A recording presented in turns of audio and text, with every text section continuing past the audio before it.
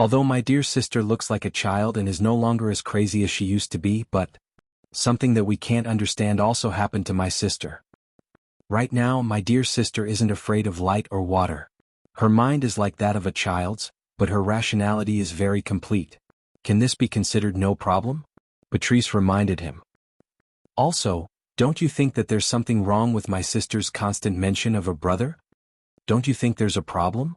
How was that possible? They clearly met not too long ago, and Flandre-chan had always been locked up in the basement.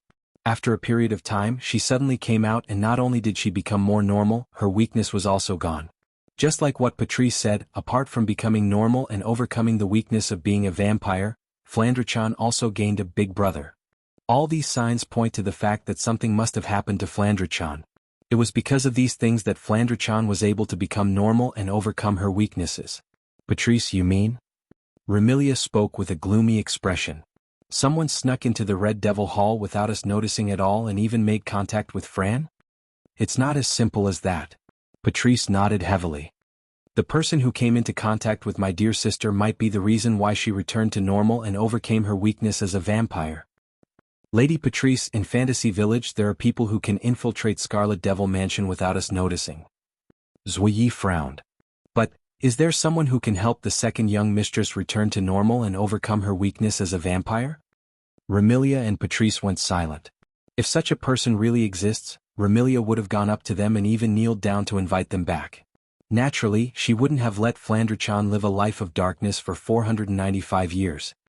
There's no point in overthinking it. Patrice looked straight ahead at Flandre-chan, who's still questioning the passers-by. Remy, I think we should ask my dear sister. That's right, young mistress. Zhuyi nodded in agreement. If the second young mistress really came into contact with someone while she was locked up in the basement, we should be able to get some information out of her. Remilia hesitated for a moment before nodding. That's true. After that, Remilia, Lai Yi, Patrice, and Remilia trotted behind Flandre-chan and grabbed her hand. Flan. Big sis, what are you doing? Flandre-chan, who was about to ask more questions, turned around in dissatisfaction. Flan said she won't go back until she finds her brother. You. Remy? Patrice stepped forward and called out softly when Remilia was about to spit out another word of anger. Let me do it. Remilia took a deep breath and turned her head away with a displeased expression, silently expressing her agreement. Dear sister. Patrice squatted down and looked at Flandre-chan. Can you tell me who this brother you're talking about is? Didn't Flan say it already? Perhaps because she felt she was being obstructed, Flandre-chan's tone wasn't polite. Brother is brother. Even if you put it that way, we still don't understand. Patrice said patiently. You have to tell us so we can help you find your brother, right? Flandre-chan's eyes lit up and she spoke excitedly. Are you all going to help me find my brother? Seeing how happy Flandre-chan was, Remilia muttered in jealousy. Is that brother more important than big sister? Dear sister, you have to tell us what's so special about that brother of yours so we can help you find him, right? Patrice pondered for a moment. For example, what does your brother look like? My brother? Flandre-chan tilted her head and thought for a moment. My brother has the same eyes as Flan. Same eyes? Remilia and Zai Yi started to recall the existences with wine-red pupils in Fantasy Village. Patrice continued to ask. What else? And? Flandre-chan bit on her thumbnail. My brother has the same smell as Flan. Same smell? Remilia and Zhuyi were startled. Patrice was also startled and asked doubtfully. What does that mean? Flandre-chan doesn't understand. Flandre-chan said with a troubled expression. But my brother said he's the same as Flan. The same? Remilia, Bei, and Patrice looked at each other in dismay. Oh, that's right. Flandre-chan exclaimed as if she suddenly remembered something important. My brother said he's the true ancestor of vampires. What did you say? Patrice lost her voice. Zaiye's expression froze and Remilia cried out in agitation. Impossible. The true ancestor of vampires shouldn't be around anymore. What? Flandre-chan got angry. Big sister, do you think I'm lying? That's not it, but... That's enough, Remy. Patrice comforted the agitated Remilia and turned to Flandre-chan. Dear sister, why don't you follow us back to Scarlet Devil Mansion? No way. Flandre-chan said stubbornly. Flan wants to find my brother.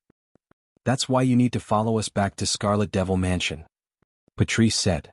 Dear sister, you should know that I have a lot of books with information about the true ancestor of vampires. Let's go back and do some research to find your brother, right? Flandre-chan hesitated, unsure of what to say. Will you really help me find my brother? Patrice and Dark Knight hurriedly nodded.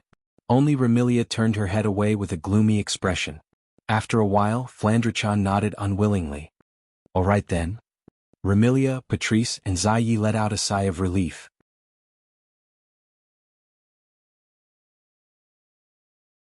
Chapter 1713. In the center of the fantasy village there was a mountain. The Mountain of Monsters. This was a mountain where many ancient monsters and deities lived. On this mountain, the monsters and gods had jointly established a cultural society that was different from other humans and monsters. Their unity was very strong. When they encountered outsiders, they would reject and drive them away. And near the foot of the Mountain of Monsters, there was a lake surrounded by thick fog all day long. The Lake of Fog. This was a mysterious lake that could easily attract fairies and monsters, especially in summer. For some reason, fog would only appear during the day. Because the Lake of Fog was surrounded by fog all year round, the vision was not very good. It was easy for people to think that the Lake of Fog was very large. In fact, although the fog made the visibility of the Lake of Fog very low in terms of area, it would take less than an hour to circle the Lake of Fog. And the Red Devil Mansion was located at the edge of the Lake of Fog. When they arrived near the Lake of Fog, people could easily see that there was a vast manor house here. The Red Devil Mansion. A manor house that was comparable in size to a castle. As the Red Devil Hall was directly transferred from the outside world, the Red Devil Hall was located at the edge of the Lake of Fog. It was abnormally out of place with the nearby scenery. However, the Red Devil Mansion was indeed a very luxurious manor house. From the outside, people could first see a wall that was covered with green vines and branches. In the middle of the wall was an iron gate, and inside the gate was a vast courtyard. At the end of the courtyard was the mansion used for living. The manor house that was comparable to a castle was made of red stone bricks. There were not many windows on it. Perhaps it was because the owner of the Red Devil Mansion was a vampire and did not like the sunlight. There were many windowless rooms inside. On the roof of the manor house, there was also a huge clock tower. There was a huge dial on it. It looked luxurious and intimidating. It was a pity that the manor house was so big. At this moment, not only was the door not closed, the door of the manor in the courtyard also exploded with sawdust all over the ground. And there seemed to be no one in the manor. The silence was terrifying. At a certain moment, ripples suddenly appeared in the space right in front of the door of this terrifyingly silent manor house. Then, 3 figures emerged from it and landed on the ground. Wow! Ling Meng and Marissa only felt a blur before their eyes. Not only did their field of vision completely change, even the texture of the ground beneath their feet felt different from the wooden planks of the shrine. This caused the 2 of them to stumble and nearly fall to the ground. This place is... Marissa cried out in astonishment when she saw the scene before her. Red Devil Hall. You? Princess Ling Meng reacted and looked at Wu Yan in surprise. You actually have the same ability as Violet? You have a big misunderstanding. Wu Yan rolled his eyes. Although Amethyst's Gap can achieve the same effect, it's an ability while mine is pure magic. Magic? It's magic. Wu Yan casually replied. Space magic, the magic that can directly transfer from one space to another. That's it. That's really convenient. Princess Ling Meng exclaimed. It takes at least 10 to 20 minutes to fly from Boli Shrine to Red Devil Hall. You arrived in the blink of an eye. If I could do it too, it wouldn't be so troublesome to go out, using space magic just to make it convenient to go out? Can you be any lazier? That's true. On the other side, Marissa agreed. If I could do it, I wouldn't have been caught borrowing books from Patrice. Using a space manipulation magic just to avoid being caught while borrowing books? Can you be any more talented? Also, that's called stealing, not borrowing, resisting the urge to ridicule. Wu Yan turned his gaze to the front. Looking at the entrance of Red Devil Hall and the manor house in the courtyard, his face sank. Am I too late? How did Red Devil Hall become like this? Marissa seemed to have noticed something amiss as well. Where's that sleepy door? Where are the people inside? Why do they seem to have disappeared? Ling Meng also saw the wide-open iron gate and the wooden splinters scattered all over the courtyard. The lazy look on her face disappeared in an instant. She turned around and looked at Wu Yan with a serious expression. You know something, right? This was a reasonable guess. After all, not long ago Wu Yan anxiously ran to the shrine to ask Princess Ling Meng about Red Devil Hall's location and even said things like, the situation is getting out of hand. Obviously Wu Yan knew what happened to Red Devil Hall. At the very least he knew why Red Devil Hall was in such a state. Could it be Remilia's doing? Marissa grabbed her magus hat with one hand and her broom with the other. Not only was there no worry on her face, she was instead excited. Princess Ling Meng, it's time for us to enter the stage. However, Princess Ling Meng did not even look at Marissa and spoke to Wu Yan with a look of annoyance. What do you know? Wu Yan glanced at Ling Meng and he didn't say anything. He passed through the gate and entered the Scarlet Devil Mansion. Wait. Seeing Wu Yan walk into Red Devil Hall, Marissa quickly chased after him. Even if you're Princess Ling Meng's husband, I can't let you deal with the situation. Who's my husband? Originally, Princess Ling Meng wanted to sneak away quietly, but upon hearing Marissa's words, anger appeared on her face and she chased after him. Marissa, if you continue to speak nonsense, I'll really have to treat you. That's right. Wu Yan nodded and agreed with Princess Ling Meng's words. If I become the husband of this lazy witch, won't my assets be in danger? Assets? Marissa was slightly taken aback. Assets? The laziness in Princess Ling Meng's eyes turned into light. How much assets do you have? I don't know, I didn't count them carefully. Wu Yan replied while walking into Red Devil Hall. However, even if you add up all the money in Fantasy Village, you shouldn't have as much as me, right? All right then. Princess Ling Meng said without hesitation. I'll reluctantly let you be my husband before I spend all your assets. Wu Yan's legs went soft and he almost fell to the ground. Should I feel that your moral integrity and chastity is valuable? Or is it worthless? Moreover, is the validity period limited to spending all my assets? Isn't this nonsense?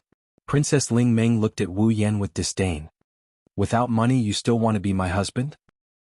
Wu Yan felt that it was better for him to remain silent. After passing through Red Devil Hall's courtyard, they arrived at Red Devil Hall's manor and entered the interior. A large hall that took up a lot of space was imprinted in everyone's eyes. It was a luxurious hall that seemed to be covered with a red carpet. Around the hall were corridors that led to unknown places. There was a luxurious chandelier on the ceiling and a flight of stairs at the front. At the top of the stairs was a platform with a round table and a tea set. However, there was not a single person in such a luxurious hall. In the middle of the hall there was a large pool of water. Looking at this strange scene, Marissa called out. Is there anyone here? I, Marissa, am here. Marissa's voice spread far and wide, but in return only echoes were heard. There was not even a single response. No one. Princess Ling Meng tilted her head. Don't tell me they all went out? Wu Yan took a step forward and looked at the large pool of water in the middle of the hall. His eyes flashed with a thoughtful light. There is a small amount of magic residue left in the space of this hall. Magic residue? Marissa blinked her eyes. Princess Ling Meng understood. You're saying that there was a battle here earlier? No, it shouldn't be as serious as a battle. Wu Yan waved his hand. There is only a small amount of magic residue left in the air. If it was a battle, there should be more magic residue left. Then what happened? Princess Ling Meng sighed. Really, why do I have so much trouble the moment you come? I'm sorry to trouble you. Wu Yan unhappily replied to Princess Ling Meng. All of a sudden, a voice filled with surprise and joy rang out from the entrance. Brother.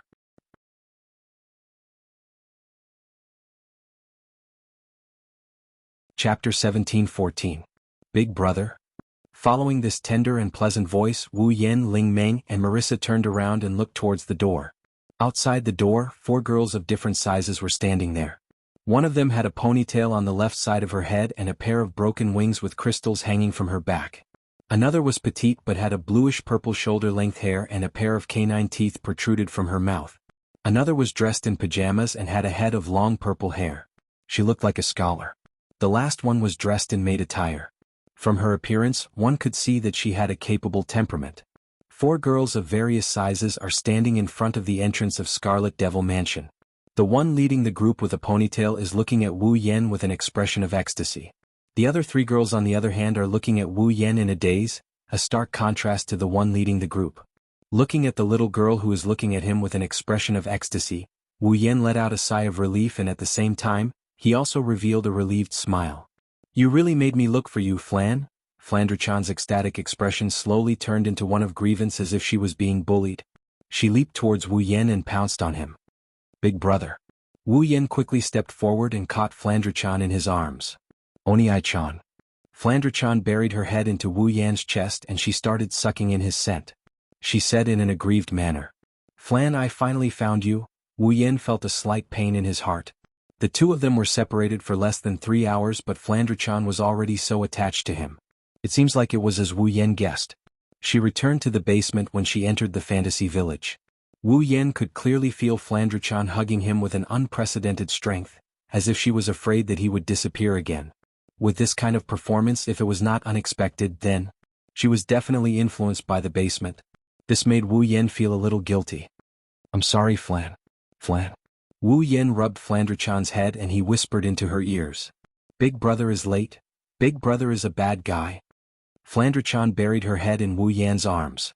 Her voice was full of grievance. You said you would return to the Scarlet Devil Mansion with Flan. But he ran away alone. How is it Wu Yan who ran away alone? The system must have misplaced Wu Yan, Flandre-chan, and Yukari when they entered the fantasy village. However, Wu Yan didn't explain. It was true that he didn't expect Flandre-chan to return to the basement in the first place. Similarly, he didn't rush over in time and could only pat Flandre-chan's head apologetically. It's all Big Brother's fault. You can punish Big Brother however you want. Really? Flandre-chan's pound, of course. Then I'll punish Big Brother by not leaving Flan again. Oh, you? Wu Yan pinched Flandre-chan's nose. Flandre-chan didn't want to let him off so easily, but she still smiled through her tears. It was only at this moment that the people around reacted. Before Ling Ming, Marissa, Patrice and Zuyi could say anything, Remilia stood up and glared at Wu Yan with her scarlet eyes. Put Flan down. Put Flan down? Wu Yan frowned. What? No reason. There's no why. Remilia glared at Wu Yan with a murderous glare. If I tell you to put her down, then put her down. Oh. Wu Yan sneered when he saw that Remilia wasn't going to be polite. What if I refuse? Ha! Swish, swish, swish, swish, swish. As soon as he finished speaking, a chaotic sound of breaking through the air echoed throughout the entire Red Devil Hall. He saw that a formation of flying knives, which seemed to be nailed to an invisible wall, was arranged neatly in rows. It happened to be a square formation of flying knives with a side length of more than 2 meters. Without any warning, it suddenly appeared in front of Wu Yan and fell on Wu Yan. Boom. Unfortunately, although the neatly arranged flying daggers seemed to have appeared out of thin air, and were extremely abrupt, a violent mana whirlwind suddenly shook and blasted out like an explosion when it was about to land on Wu Yan's body. Clang, clang, clang. All of a sudden, the flying daggers that formed a phalanx were all knocked away by the whirlwind formed by mana as if they had hit steel. The explosion caused Ling Meng and Marissa, who were the closest to Wu Yan, to cry out in surprise as they were pushed back, putting some distance between themselves and Wu Yan. At the entrance, Patrice gazed at Wu Yan, who was engulfed in a whirlwind of mana, and her expression turned solemn. What a powerful mana! Wu Yan gradually opened his eyes. His line of sight shot like an arrow toward a dashing female servant who stood before Remilia with a flying knife in her hand. Is this how the Red Devil Hall treats its guests? My apologies. My apologies. 16 Knights. Black Knight stood before Remilia and spoke in a neither servile nor overbearing tone. Although the Red Devil Hall is hospitable, we will never entertain someone who is rude to the Red Devil Hall's owner. I was the one who was provoked, but now I am the one who is being rude. I guess I got to see how overbearing Scarlet Devil Mansion can be. Wu Yan curled his lips and he looked at Sakuya with a look of contempt. But, in order to protect the authority of the first young miss, you actually disregarded the fact that the second young miss is in my hands and attacked me. Should I say that you are loyal? Or should I say that you are ignorant? Rest assured, Your Excellency, Black Knight said indifferently. With the second young miss's capabilities, it is impossible for her to be injured by an attack of this degree. Oh? Wu Yan's lips curled up slightly. In other words, as long as you are certain that your attack won't cause any harm, you will attack the first young miss and second young miss? Sakuya raised her head and looked straight at Wu Yan. She didn't say anything else. She probably realized that she couldn't win against Wu Yan, so she just gave up. Such a decisive attitude made Wu Yen have a whole new level of respect for Black Knight. Don't think that this girl is just an ordinary maid just because she is dressed in maid attire. If you really think so, you will die a horrible death. 16 Black Knight. Not only was this girl in charge of all the affairs in the Red Devil Hall, but she was also Remilia's most trusted and capable maid. She also had the ability to control time. Therefore, even Wu Yen didn't notice when the flying daggers appeared just now. He only noticed when they were within a certain range of him. Come to think of it, Sakuya must have used her ability to stop time before throwing her throwing knives. Only when the throwing knives got close to Wu Yen did time return to normal. With such an ability, it was not strange that Wu Yen didn't notice when the flying daggers were thrown. After all, they were thrown when time was still.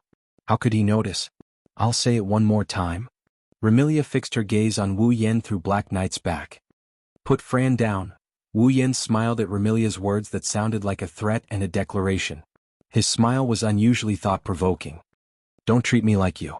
No matter if Fran is normal or abnormal, crazy or not, destroying things or not, I won't put her down. This time Remilia's expression changed and became incomparably ugly.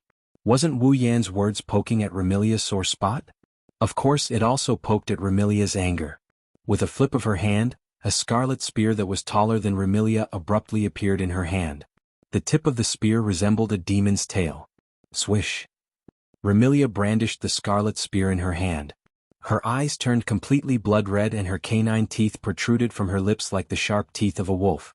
She slowly floated up into the air. She looked down at Wu Yen, who is still holding Flandrechan. Her voice turned cold as she spoke to Wu Yen. I never repeat a sentence for the third time. That's unfortunate. I happen to be the type who likes to repeat myself. Wu Yen lifted his gaze and gazed at Remilia.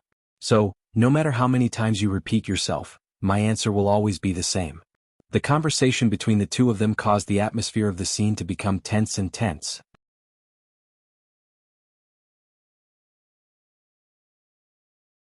Chapter 17-15. Floating in the air, Remilia looked down at the person who was hugging Fran tightly. She appeared cold, but she was furious and envious. As Fran's sister, Remilia had hugged Fran before, but Fran had never shown her attachment like she did to that man. It wasn't that Remilia didn't want Fran to be attached to her, but with Fran's unstable mental state she would only want to find someone to play with. Why would she find someone to rely on? Therefore, Remilia had never been relied on or attached to by Fran. To put it bluntly, as an elder sister, Remilia had never given Fran anything that an elder sister should give. That was why Remilia was so aggressive when she saw how much Fran relied on that man. Of course, this was Remilia's personality. As long as it was someone she didn't know well, she would show her slightly aggressive side. But this time, because of Fran, this slightly aggressive side became extremely aggressive.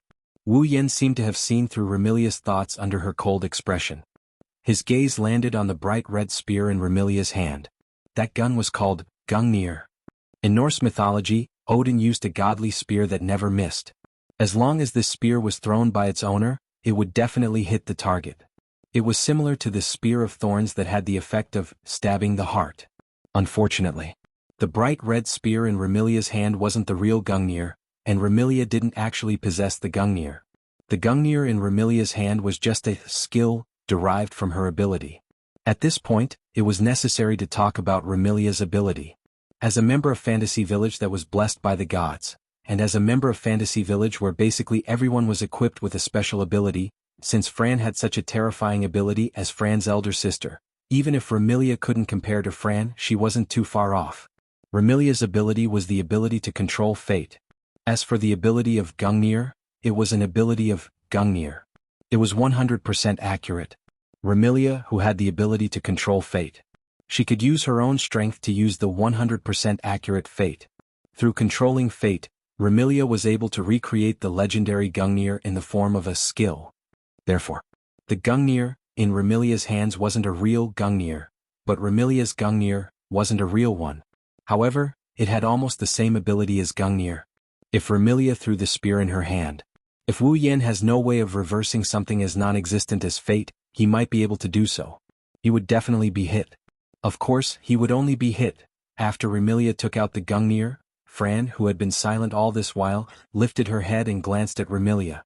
Just as she opened her mouth and was about to say something, she was interrupted by a voice beside her. Let's stop here. Holding the coin, Soul Dream closed her eyes and moved to the middle of the floating Remilia and Wu Yen on the ground. She opened her eyes. Do you really think I don't exist? Soul Dream. Remilia's cold voice carried a hint of anger. Are you going to help him?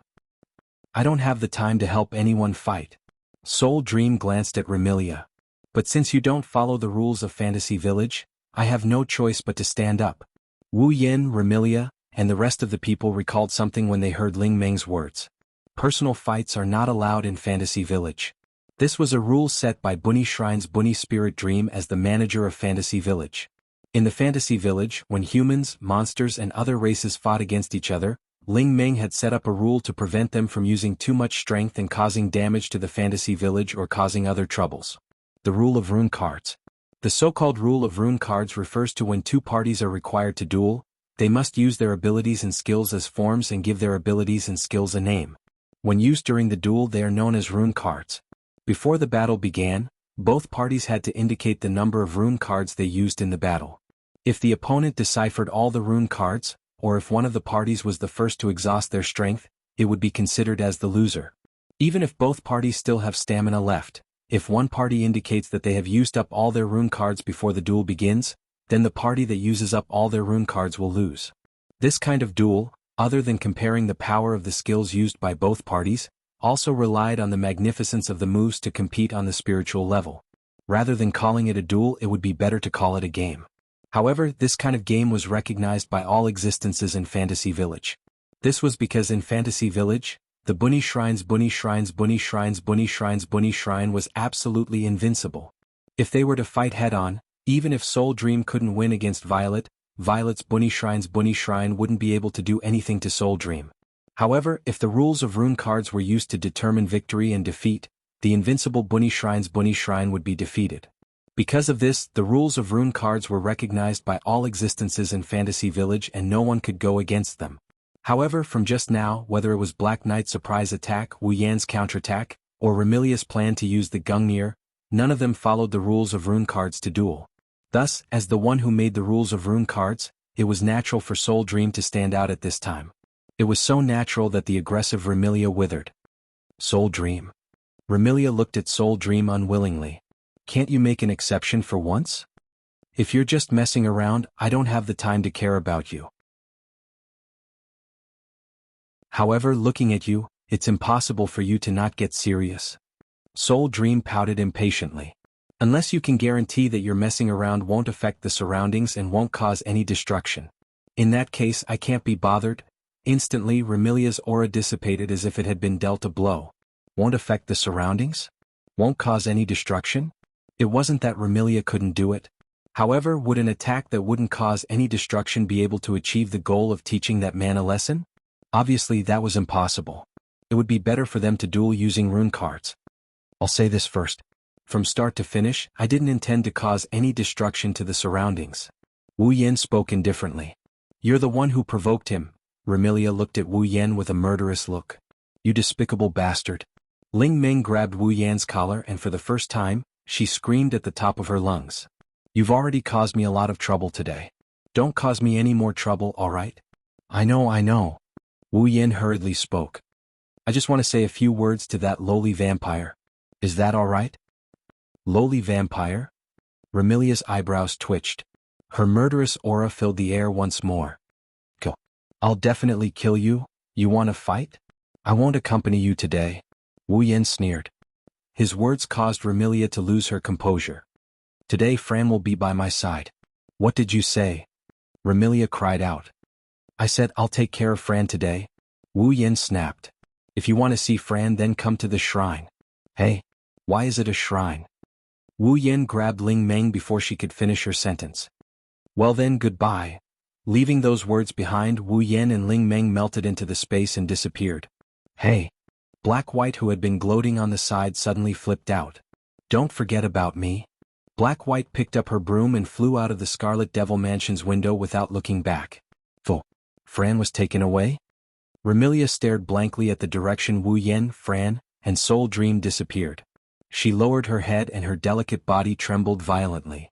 Eldest young miss. Seeing this scene, the nearby Zui Yi cautiously asked. Why don't I go and bring the second young mistress back? Bring back that bastard's head as well. Remilia didn't care about her image and screamed. I want to suck his blood dry. Calm down, Remy. Patrice shook her head. Little sister said that person is a primogenitor. Did you forget? How can that despicable fellow be the noble true ancestor of the vampires? Remilia glared at Patrice before speaking with a gloomy expression. No, now isn't the time to think about that. What's important is to bring Fran back. Let's go. We're going to the shrine. Yes.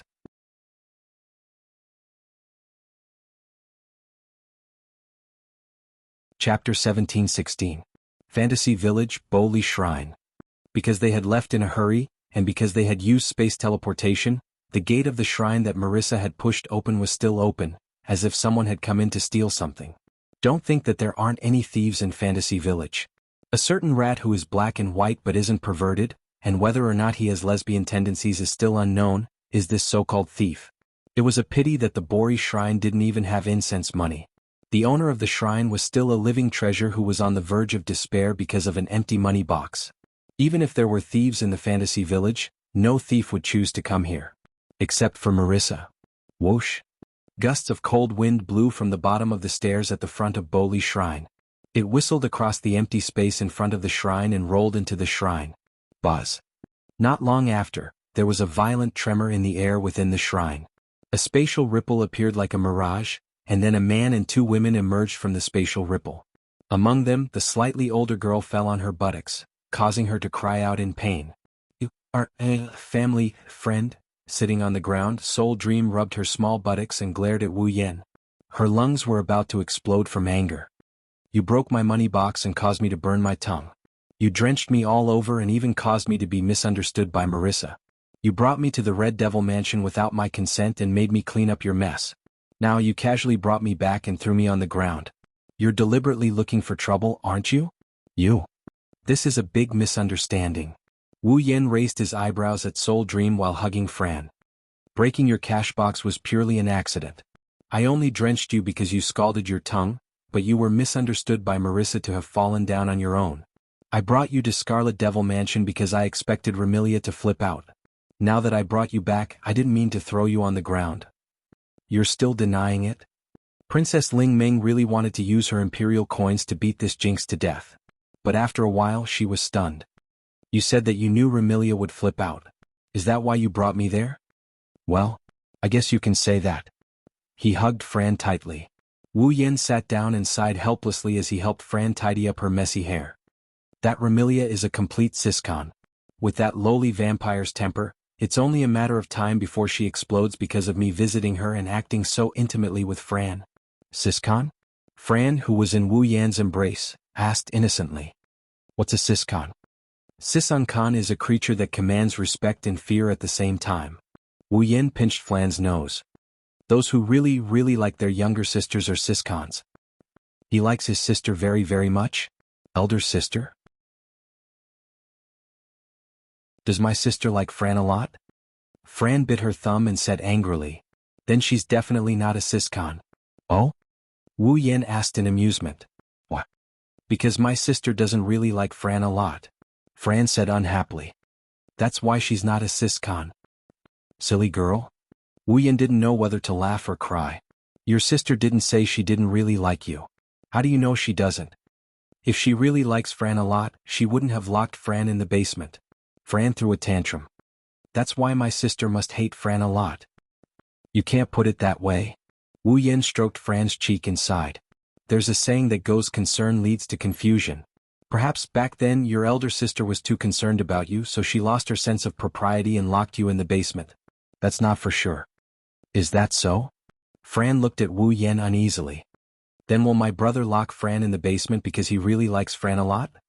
If my brother really did lock Fran in the basement one day, I'm sure he'll stay in the basement with Fran. Wu Yan smiled gently. Will Fran still be afraid if that happens? With my brother? Fran was stunned for a moment before she smiled. Fran won't be afraid if I'm with my brother. Looking at Fran's cute smile, Wu Yan's mood lightened up. Ling Ming, on the other hand, was a bit surprised. I didn't expect you to speak up for Remilia after she provoked you. It's not a good thing? Wu Yan shrugged. I'm just telling the truth. It doesn't matter if it's the truth or nonsense. Anyway, don't give me any more trouble. Princess Lingming looked at Wu Yan with disgust. What was supposed to be a leisurely day has turned into a mess because of you. Today I've used up all my activities for the next 2 to 3 years. How do you expect me to find an excuse to spend the next 2 to 3 years leisurely? I don't know if you're joking or not, but if you are, I won't complain. Wu Yan's mouth twitched. You've used up all your activities for the next 2 to 3 years in one day. You've been very inactive for the past 2 to 3 years. How many days do you plan to be active for? None of your business. Princess Lingming snorted and turned to look at Fran, who was rubbing her eyes sleepily. Is it okay for you to bring her out? Princess Lingming knew that Fran's mental state had always been unstable. Even if Princess Lingming didn't reject Fran, she was still worried that Fran would cause trouble.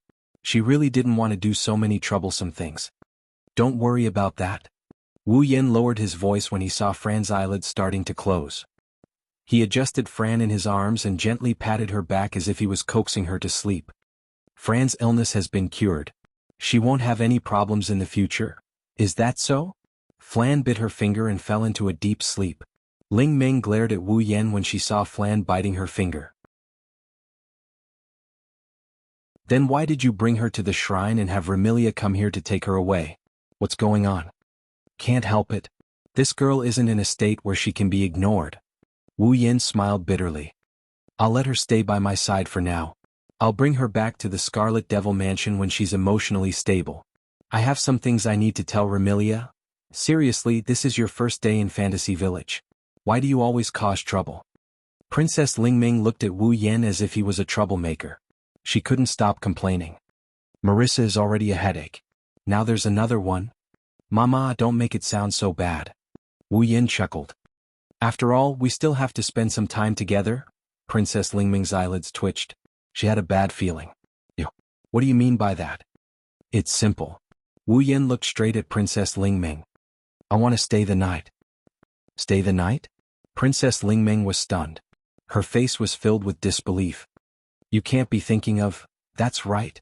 Wu Yan nodded. I want to stay in the shrine for the time being. No way. Ling Ming did not even want to think about it and firmly rejected. Don't even think about it. Hey, aren't you a witch? Wu Yan was speechless. It's fine if you don't care about an outsider who doesn't have a place to stay. But it shouldn't be hard for you to give her a place to sleep, right? I don't want to let a super troublemaker stay in the shrine. I won't be able to live a peaceful life if that happens. Princess Lingming made a decision. No matter what, there's no room for discussion. Oh. Wu Yan chuckled. It's an eerie laugh. Don't speak so soon. Wu Yan took out a pouch and threw it on the table. Clang. Following this sound, the bag slammed heavily onto the table in front of Ling Ming. The opening of the bag opened up, exposing the contents of the bag to the air. In the next moment, Ling Ming's vision was filled with golden light, causing her incorruptible expression to freeze on her face. There was no other reason. This was because the bag was filled to the brim with gold coins.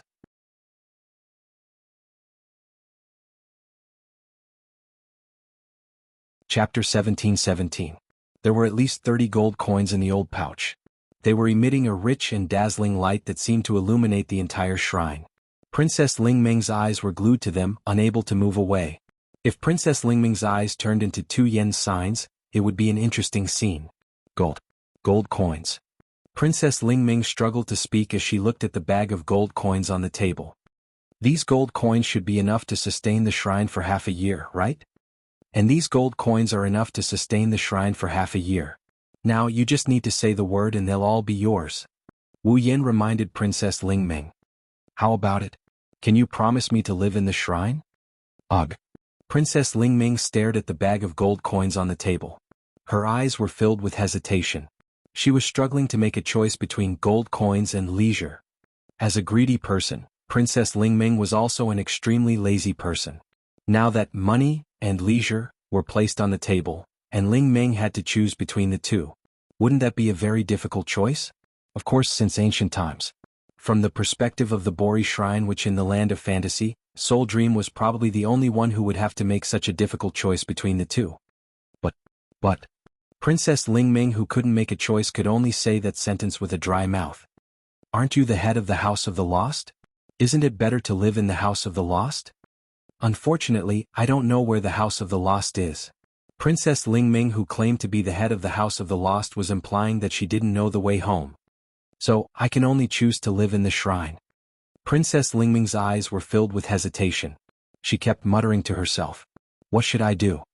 Choose gold coins?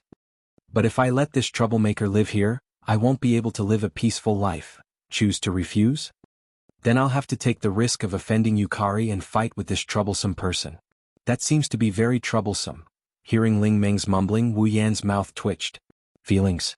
If this girl chose to refuse, he would even fight with him for the sake of gold coins. Wasn't that daylight robbery?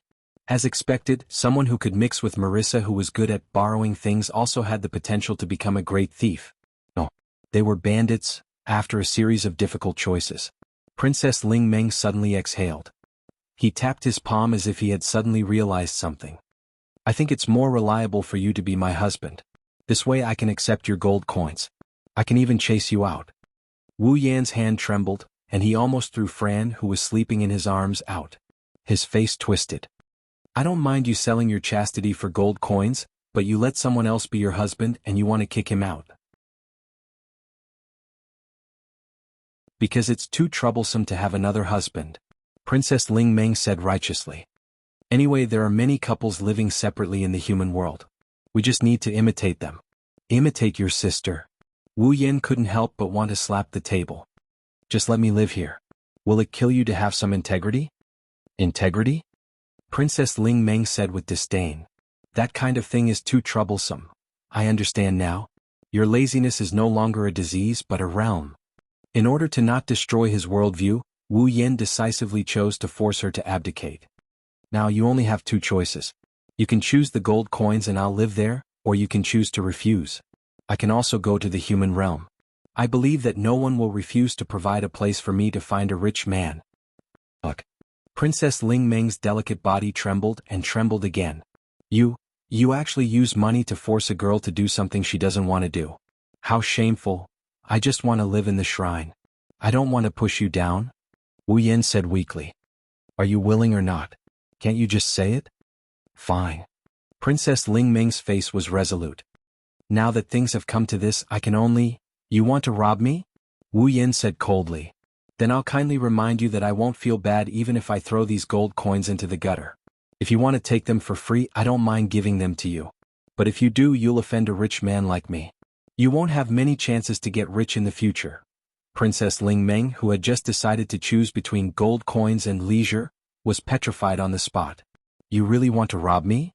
Seeing Princess Ling Meng frozen on the spot, Wu Yan's face was full of conflict. Then he revealed a ruthless expression.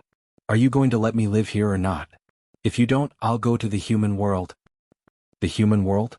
Princess Ling Meng seemed to have just woken up. She waved her hand at Wu Yan in a daze. Go, just leave the gold coins behind. I beg you, can you give me a definite answer? Wu Yan forced a smile.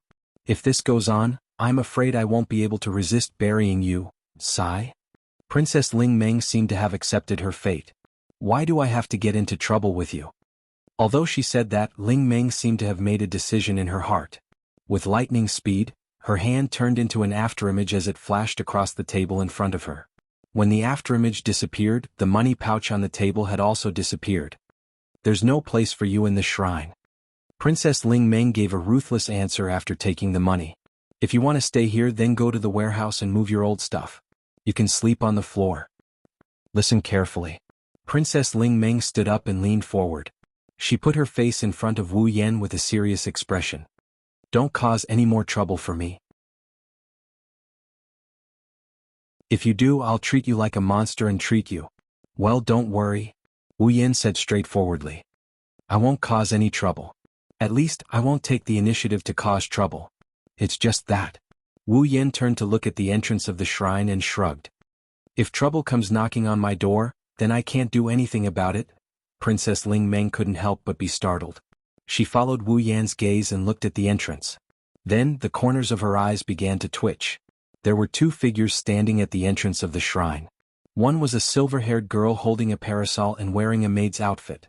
The other was a petite girl wearing a gothic lowly outfit and standing under the parasol. Her face was filled with anger. Of course they were Remilia and Ziyi. As for Patrice, because of Fran, she didn't get to exercise for a long time. Now she's lying in the Scarlet Devil Mansion, unable to walk anymore. Finally, I found you. Remilia's anger was reflected in her eyes, her voice, and her expression. When she saw Flan sucking on her finger and sleeping soundly in Wu Yan's arms, her anger only got stronger. You actually dared to kidnap my sister, you've got guts? Don't blame me for reminding you? Wu Yan didn't even look at Remilia. He picked up a cup of tea from the table and casually took a sip. Firstly, Fran willingly followed me. I didn't kidnap her. Secondly, Fran is also my sister. Even if I took her away, you have no right to say anything. Remilia widened her eyes. Then a strong killing intent burst out from her eyes. You said I have no right to say anything? What? Do you have a problem with that? Wu Yan calmly looked at Remilia with a cold smile.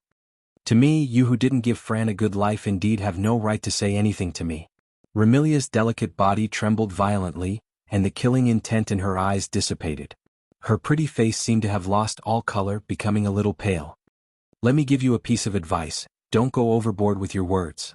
Seeing Remilia's pale face, Sakuya showed a trace of worry. She looked at Wu Yan with a cold tone. To us, you who popped out of nowhere also have no right to say anything to the Scarlet Devil Mansion's master. To me, the Scarlet Devil Mansion's master is nothing. Wu Yan looked at Remilia with a forceful gaze. The only reason I can interact with you is because you're Fran's sister in name.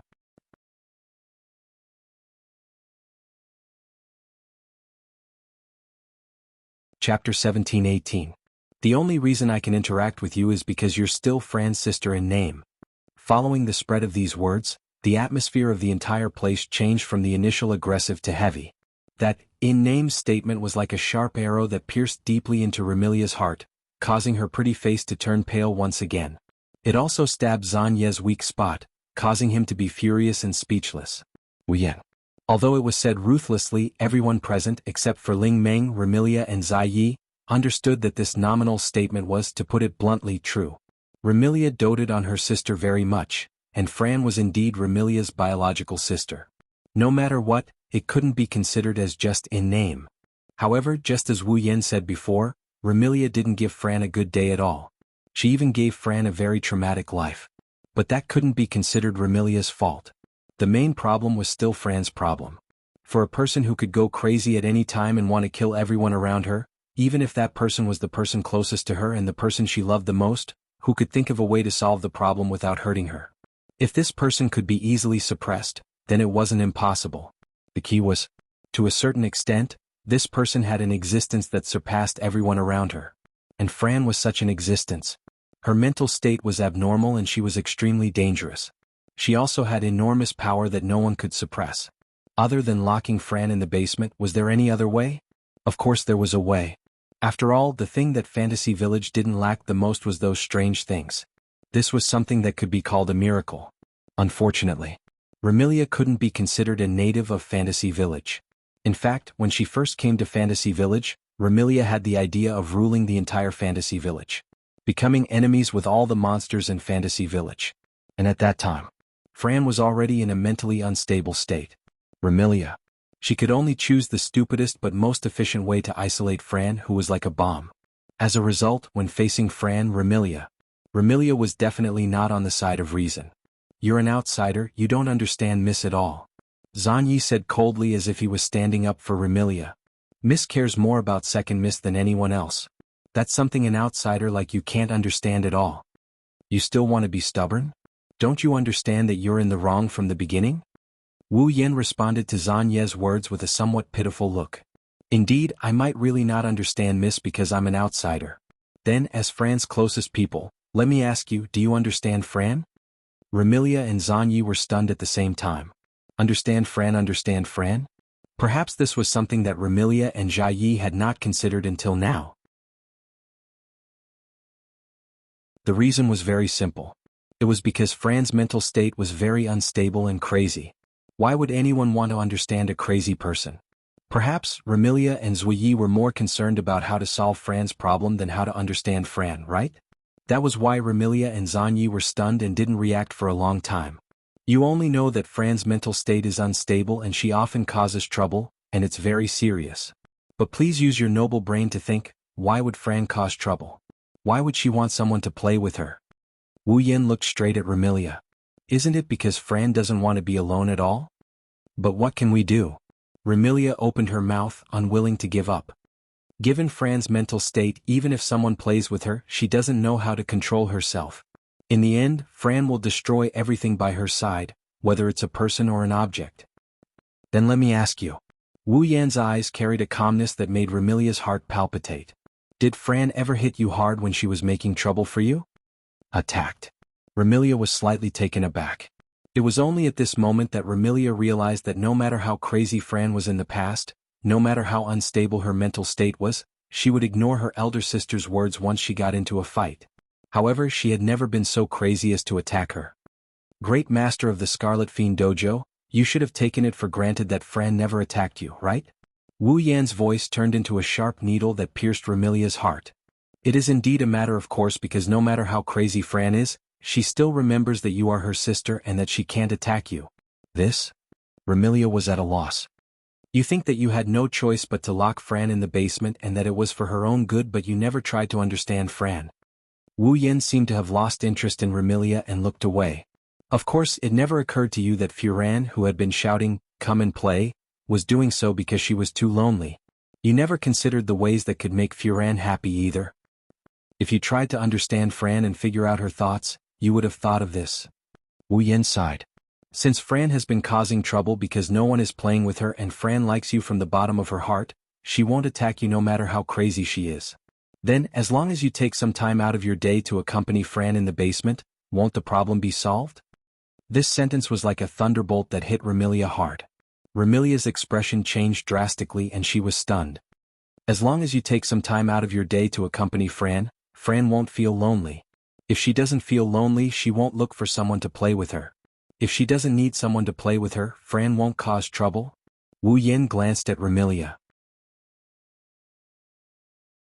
However, you kept saying that you were doing it for Fran's own good, but you locked her in the basement and left her sister, who was not even as smart as a 10-year-old child, all alone in the basement. She was getting crazier and crazier.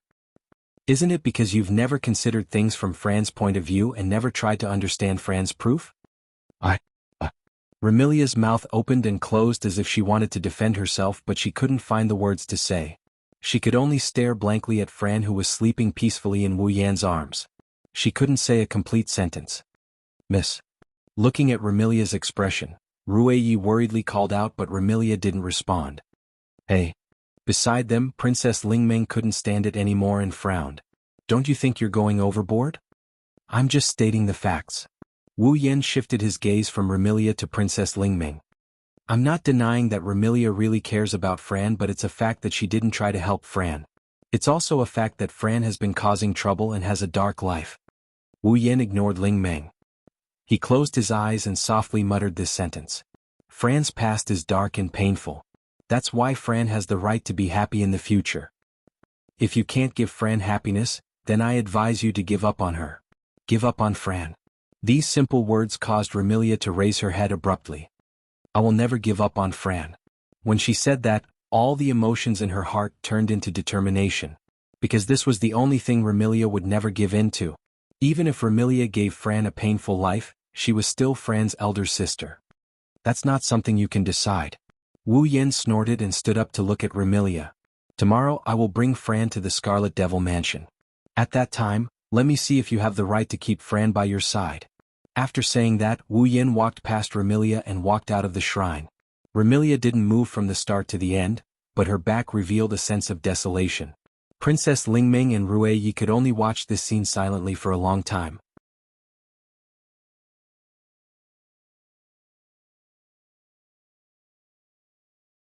Chapter 17-19. Fantasy Village, Scarlet Devil Mansion. Sitting by the round table at the end of the staircase, Patrice wore a pair of spectacles and held a book in her hand. She looked like a scholar who was improving her knowledge and possessed a tranquil feeling that made others unable to speak their mind. Beside Patrice, an imp held a tray and observed her master with a trace of helplessness on her face. Even though the imp was a demon, she wasn't considered powerful among demons. Therefore, the imp became Patrice's familiar. It wasn't impossible for ordinary demons to become the familiar of witches and magicians.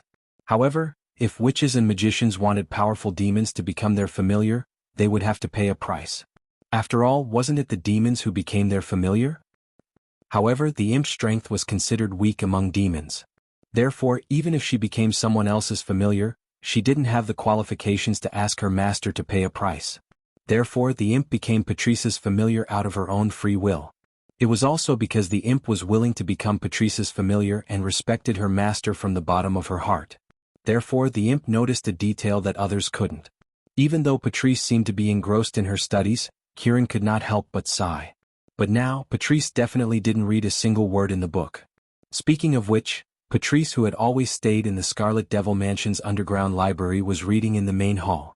This proved that her true purpose wasn't to read. Moreover, ever since Ramilia and Sanyi left the Scarlet Devil Mansion and went to the Boli Shrine, Patrice hadn't even flipped a single page of the book. Clearly, Patrice wasn't seriously reading the book.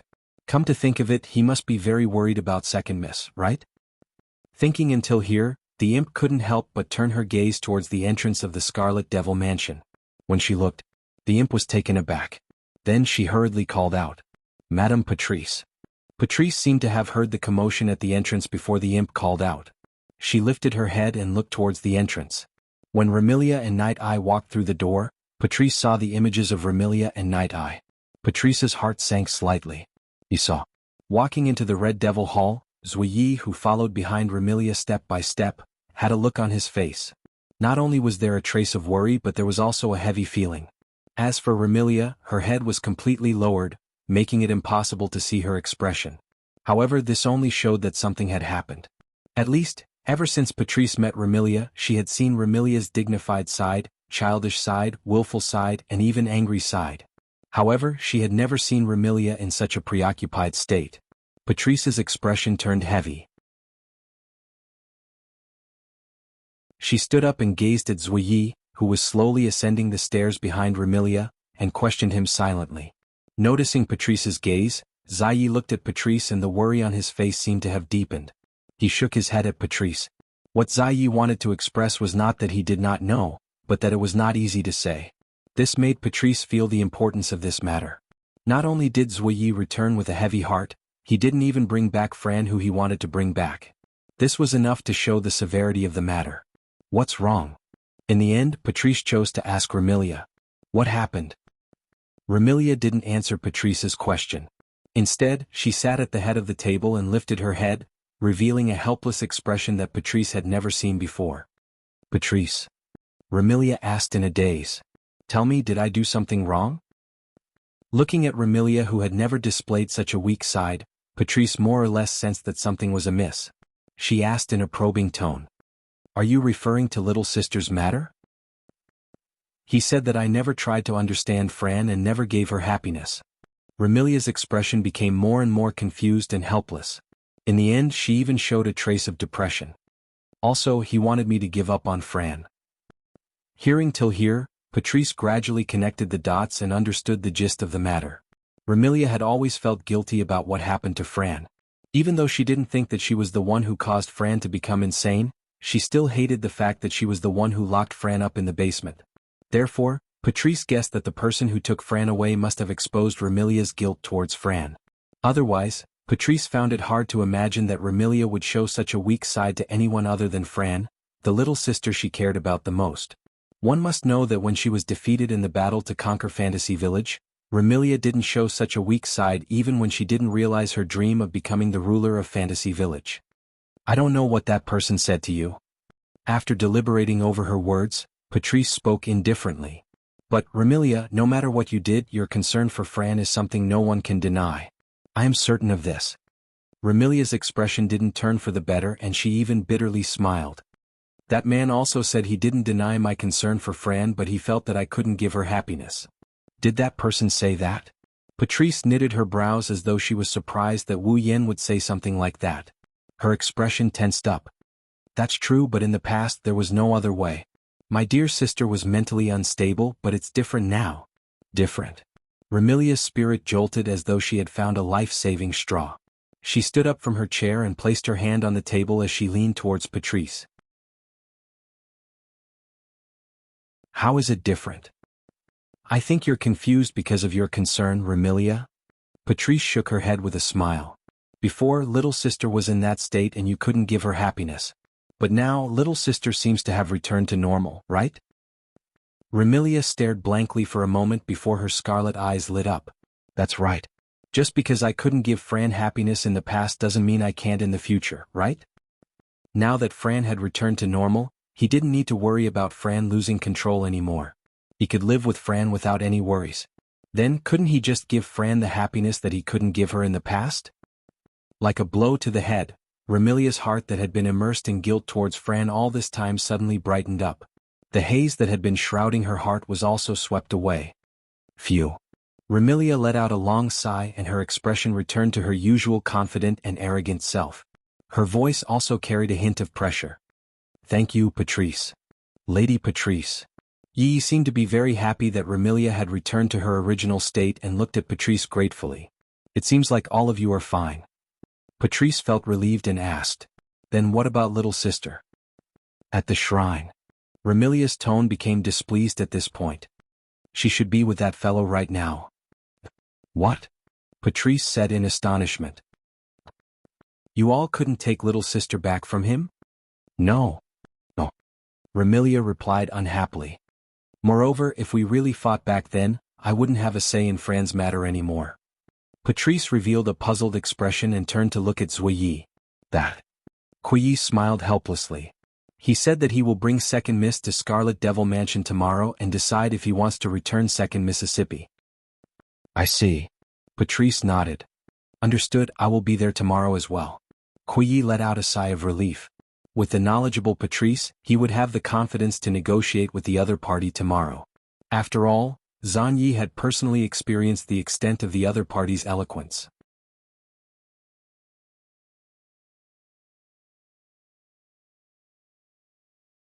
Chapter 1720. The next morning. In his dreams, Wu Yen felt something furry poking his nose. It tickled the bridge of his nose and he couldn't resist the urge to sneeze. In a daze, Wu Yen wrinkled his nose. He even reached out to touch his nose until the furry thing that stuck in his nose seems to be gone. Only then did he go back to sleep. However, when Wu Yen was about to fall asleep again, the furry object poked his nose again, making Wu Yen frown. Sensing that something isn't right, he slowly regained consciousness and opened his sleepy eyes. Hee, big brother is awake. Hearing this tender voice, the last bit of his drowsiness dissipated and his mind cleared up completely. He lowered his head and looked at his chest. Over there, a young girl wearing a gothic lowly outfit with a pair of broken wings full of crystals on her back is looking at Wu Yen with a pair of bright red eyes.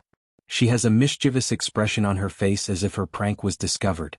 In the little girl's hand was a ponytail tied to the left side of her head. She was sweeping it in front of Wu Yan's nose. Needless to say, the furry object that woke Wu Yen up was the end of this ponytail.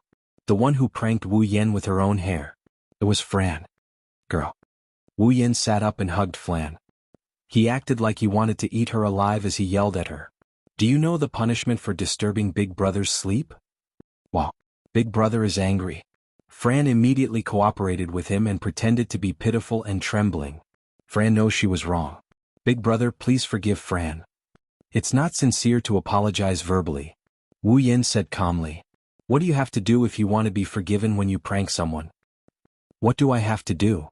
The pitiful and scared expression on Fran's face disappeared. This time she was really curious. What do you have to do? Do you even need to ask? Wu Yen smiled maliciously. Of course, you have to hand over the tool for pranking. Hand over the tool for pranking? Fran blinked. She immediately understood Wu Yan's meaning. She held her ponytail tightly with both hands and asked weakly. Could it be? Ahaha. Wu Yen groped around his back and when he raised his hand again, there's a pair of scissors shining with cold light in his hand. Let me cut off Fran's hair for pranking. What? No. Fran jumped up from Wu Yan's body. Wu Yan screamed. He also jumped up. He chased after her. Immediately, messy footsteps could be heard on the wooden floor. Fran's panicked screams and bell-like laughter could be heard as well. This morning was filled with warmth. In the early morning, every corner of the Boli shrine was filled with cold air. Even if the warm sunlight shone down from the sky and filled every corner of the Boli shrine, it couldn't completely drive away the cold wind. Fran was holding her ponytail with one hand and Wu Yan's clothes tightly with the other hand. Wu Yan yawned as he walked to the shrine and opened the door. "Kobai, are you there?" Wu Yan was met with an indescribable silence. Within the not-so-spacious shrine, Ling Meng, who hadn't even changed her clothes, was lying on a quilt. Half of her head, which was tied up in a bow, was exposed, while the rest of her delicate body was hidden under the quilt. She looked just like a large butterfly stuck to the quilt, an exceptionally comical sight. When the door to the shrine was pushed open, Ling Meng's face was exposed. When the light from the outside shone on her face, she immediately retracted her head into the quilt like a tortoise. She looked just like a vampire that had been exposed to the light. "Aren't we the vampires?" Wu Yin ridiculed her. Flan looked at him with curiosity and amusement as he walked into the shrine. He slammed the table in front of him. "Kobai, the sun is shining on your butt." "So noisy." A half-dead voice came out from the quilt. "Call me when the sun is shining on your feet." Wu Yin was silent for a moment. He slammed the table again. "The sun is shining on your feet." "What? The sun is only shining on your feet." The half-dead voice came from the quilt again. "Call me when the sun is shining on your butt." "I thought I was the laziest in the morning. I didn't expect you to be even lazier than me." Wu Yin almost choked to death. "Get up. What about breakfast?" "Breakfast?" The bowknot under the quilt shook like a pair of ears. Ling Meng poked her head out of the quilt and asked in confusion. "What's breakfast? Don't we eat lunch directly after waking up?" Wu Yin was embarrassed. Even Fran looked at Ling Meng as if she was an alien. What does this mean? Isn't this saying that Ling Meng usually wakes up in the afternoon? Wu Yin likes to sleep in, but he's never slept until noon. In a way, Akagaku's laziness is a realm of its own. Forget it. Wu Yin gave up. "Tell me where the kitchen is. I'll go make something to eat first." Hoo, so delicious. Ling Meng, who had been lying on the bed, sat up from her original position. Her half-dead appearance had completely disappeared and was replaced by a look of vigor and vitality. Of course, vigor refers to Ling Meng waving her chopsticks energetically. The dishes on the table in front of her were reduced at a speed visible to the naked eye. Why didn't I realize that breakfast is so delicious before? Wu Yan and Fran sat opposite Ling Meng with bowls in their hands. They looked at each other as Ling Meng looked like a hungry ghost who had just been reincarnated.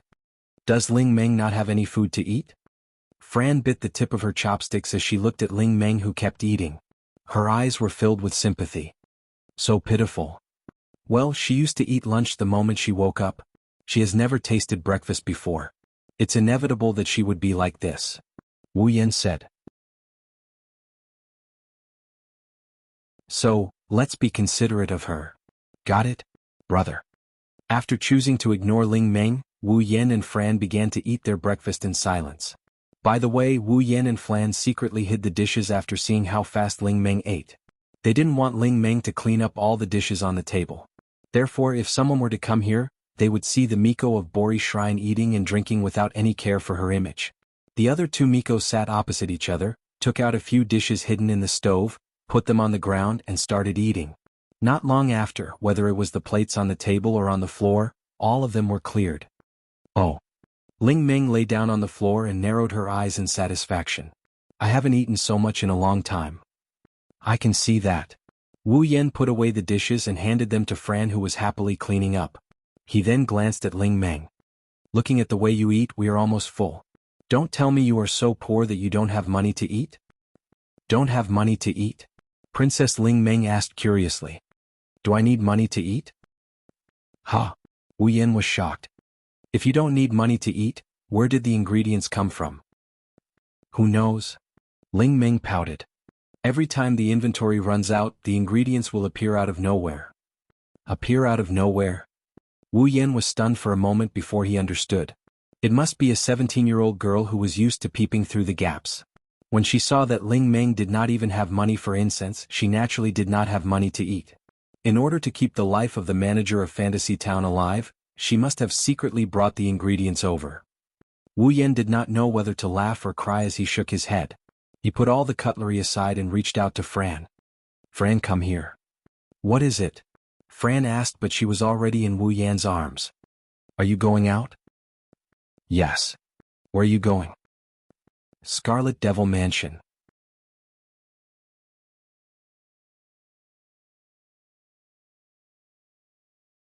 Chapter 1721. Fantasy Village, Red Devil Mansion. In the early morning, the fog around the fog lake at the foot of the Demon Mountain seemed to have thickened.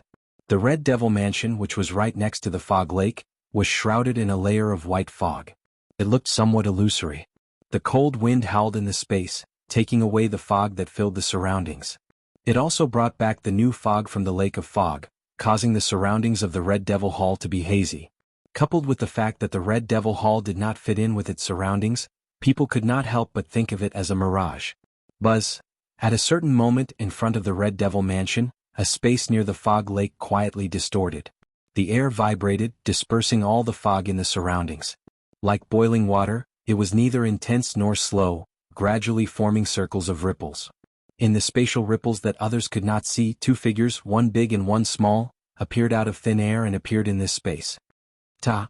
An extremely soft sound of landing was like a thin needle falling in the silent world. Although the sound was extremely soft, it echoed clearly in the surroundings. Holding Fran, Wu Yan raised his head and looked at the somewhat illusory huge building in front of him.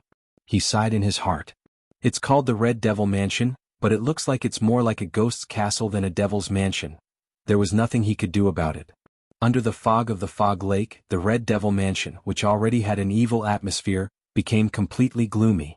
He couldn't help but worry that if he walked in when the fog dissipated, he would also disappear from the world along with the building. It was not an exaggeration to say that the Red Devil Mansion was a haunted house. On the other side, Fran, who was hugging Wu Yan's neck, looked a little unhappy. Do we really have to go back to the Red Devil Mansion?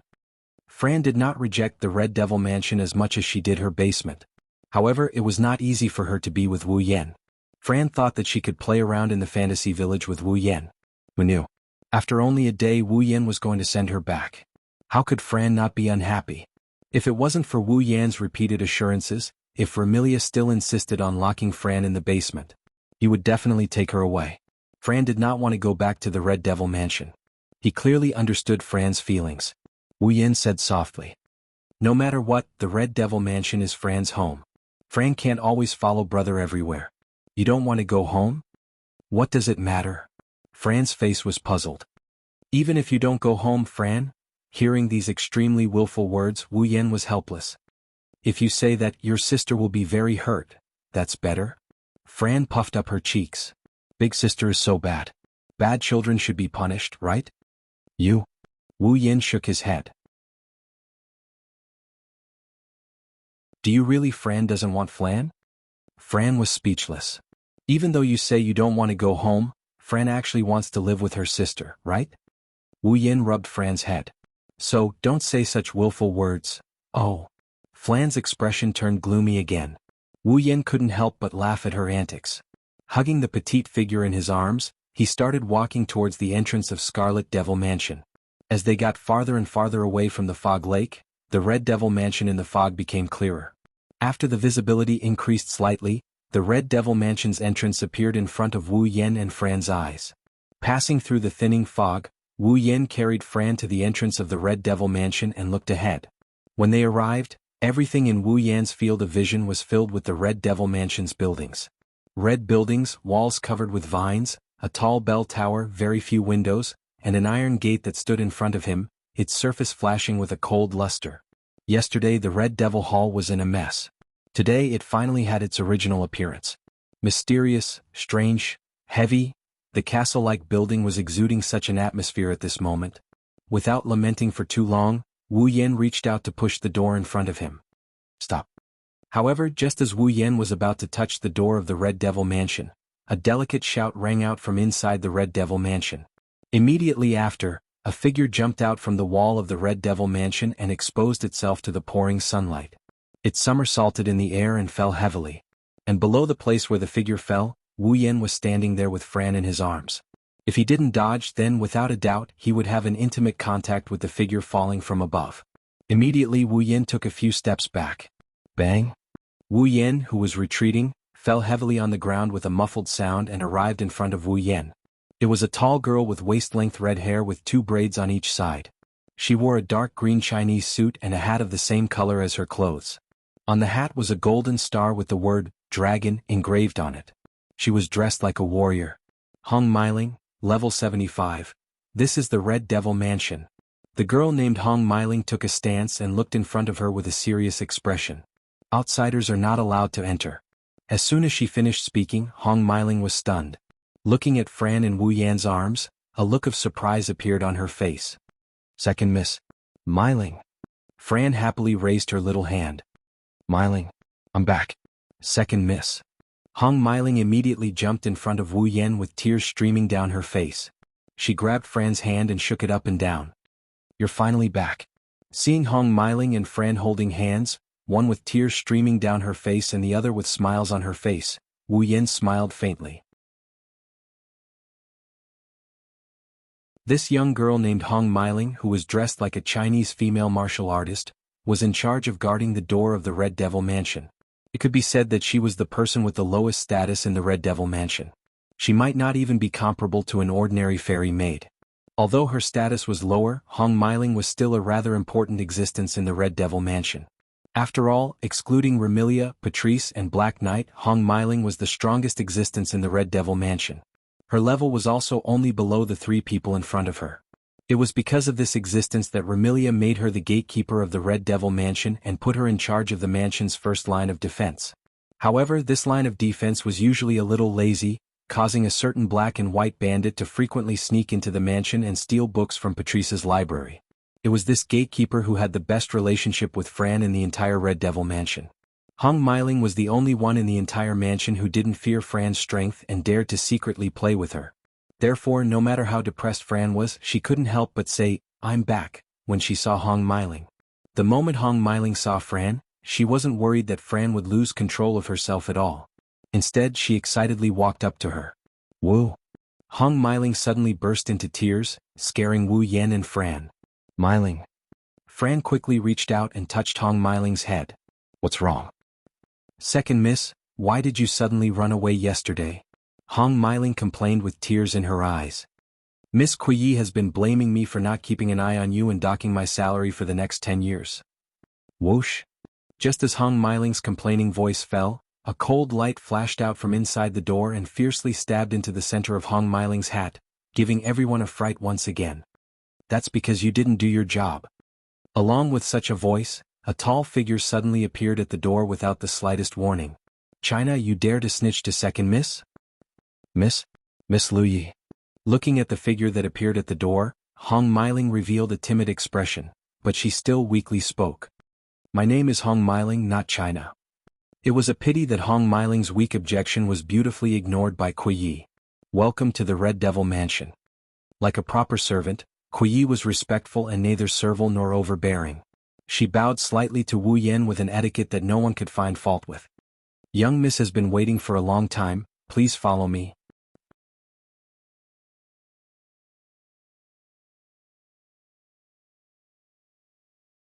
Chapter 1722. Under the lead of Zui Yi, and under Hong Meiling's aggrieved and pitiful eyes, Wu Yan carried Fran and walked into the territory of the Red Devil Mansion. The structure of the Red Devil Mansion was a bit similar to that of an ordinary city. The most important residence of the Red Devil Mansion was in the center, surrounded by 4 walls. Between the walls and the mansion was a vast outer courtyard with some flowers and trees planted. It was extremely luxurious. At first glance, it was located in the center of the Red Devil Mansion, surrounded by 4 walls. The mansion used for living didn't seem very big, but in fact, the interior of the Red Devil Mansion was much bigger than it looked from the outside. The reason was naturally because of the handsome maid leading the way in front of him. Although Zui Yi was just an ordinary human, he had the ability to control time. That kind of time ability wasn't like Kurumi's, who could only choose a target through bullets and let the time ability act on the target hit by the bullet. Zui Yi's time ability couldn't act on himself like Kurumi's, but it could act on his surroundings. For example, Kurumi could stop the opponent's time and then attack the opponent who had stopped time. Zui Yi could stop the time within a certain range and then let the only person who could move in time attack. The difference between the two was that one could only act on an individual, while the other could act on a certain range of space. Because of this, Kurumi's and Zui Yi's time abilities more or less had their own advantages and disadvantages. Like Kurumi. Although he could only use the power of time on an individual, he could freely turn back time on himself. No matter how serious his injuries were, he could still recover. Zuye's ability had a large range of effect, but even if he could turn back time within this range, the things that had changed couldn't be restored to their original state. That was to say, Zuye couldn't do something like recovering from his injuries. Compared to Kurumi, Zuye's ability could work within a certain range, which meant that while controlling time, she could also control space to a certain extent. However, the ability to control space was only a subsidiary of Zuye's ability to control time. It couldn't be considered Zuye's true ability, so Zuye couldn't control space with high difficulty. However, to expand a space, Zuye could still do it. In between, the space in the Red Devil Mansion had also been expanded a lot by Zuye. It was much bigger than it looked from the outside. Just in the hall alone, Wu Yin walked quite a distance before arriving at the front of a flight of stairs. Welcome to the Red Devil Mansion. Up ahead. At the end of the stairs, Remilia was floating in the air with her bat-like wings on her back. She had one hand on her waist and the other on her back casually. Her scarlet eyes looked down at Wu Yin, who was standing at the bottom of the stairs. Her face was brimming with confidence, pride, and a noble smile. He looked just like a real aristocrat. At this moment, Remilia no longer had that blank and helpless expression she had when facing Wu Yin in the shrine yesterday. It went without saying that Remilia had already overcome the confusion in her heart and was beginning to take Wu Yin seriously.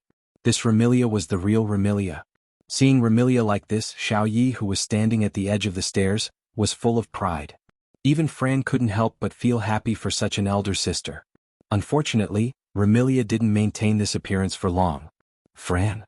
Seeing Fran in Wu Yan's arms, Remilia's confident, proud, and self-reliant smile immediately collapsed and turned into a trace of anger. How long do you want to stay in someone else's arms? Hurry up and get down. No. Fran didn't even think about it and refused to make a sound. Moreover, as if she was deliberately disobeying Remilia, her arms around Wu Yan's neck tightened. Fran wants Big Brother to hug her. You've been hugging her since yesterday, haven't you hugged her enough? The more she said, the angrier Remilia became. No matter what, get down first. No way Fran likes to hug Big Brother. Why does Big Sister keep going against Fran? Fran snorted and turned her head away. Big Sister like this is the most annoying. Annoying? Remilia seemed to have suffered a huge blow, her charming face was shaken. Remilia truly dotes on her sister and Fran, to the extent that she doesn't want any man to touch Fran. This kind of overly protective love is seen as a sister complex in the eyes of others. In other words, at the scene, a Siskan suffered a blow because of his younger sister's unintentional words. Wu Yan didn't know whether to laugh or cry. He could only carry Fran and walk up the stairs to the platform at the end of the stairs. When he reached the platform, Wu Yan discovered that Remilia wasn't the only one here. Other than Remilia, there is another person who is sitting at a seat near the round table. He is looking at Wu Yan with a judgmental gaze. He had long, straight purple hair, pajama-like accessories, and a pair of purple gem-like eyes that were filled with intellectual light. He looked just like a scholar. It's Patrice. He exchanged glances with Patrice. Both of them could see each other sizing them up, but they tacitly remained silent and continued to observe. After a long time, Patrice broke the silence. I heard that you are a vampire ancestor. As soon as these words came out, the air in the audience seemed to have frozen, and the atmosphere became heavy. Vampire ancestor. The king of vampires. That's the noblest and most powerful existence of the vampire race. In terms of bloodline, the vampire ancestor is comparable to the legendary gods. In this world there are also vampires. Naturally, as the ancestor of vampires also exists. However, that is a thing of the past. Now, even in Fantasy Village, the only vampires whose identities could be confirmed were Remilia and Fran. Apart from Remilia and Fran, the rest of the vampires had disappeared. No one knew if they had disappeared or if they had gone into hiding. As for the true ancestor, he had disappeared long before the establishment of the Fantasy Village and had never appeared again. This was also the reason why Patrice asked so directly. As a bookish witch, Patrice looked gentle and weak, but she was curious. In addition to her calm personality, she inquired about Wu Yan's identity the first time they met. Without a doubt, this wasn't a wise and abrupt action. However, Patrice didn't intend to hide it. Remilia and Zai Yi also wanted to know Wu Yan's identity. Thus, they didn't say anything and looked at Wu Yan, waiting for his answer. Wu Yan only smiled and didn't reply. He looked at Remilia. It seems like you have your answer. Tell me your answer. You give up on Fran? For the second time, the air in the Scarlet Fiend mansion froze because of this short sentence. Like Patrice, Wu Yen went straight to the point. But this time, Remilia couldn't choose to learn from Wu Yen. She clenched her fists and stared straight ahead. I already gave you my answer yesterday. I will never give up on Fran. Big sister. Fran stared blankly at Remilia and didn't react.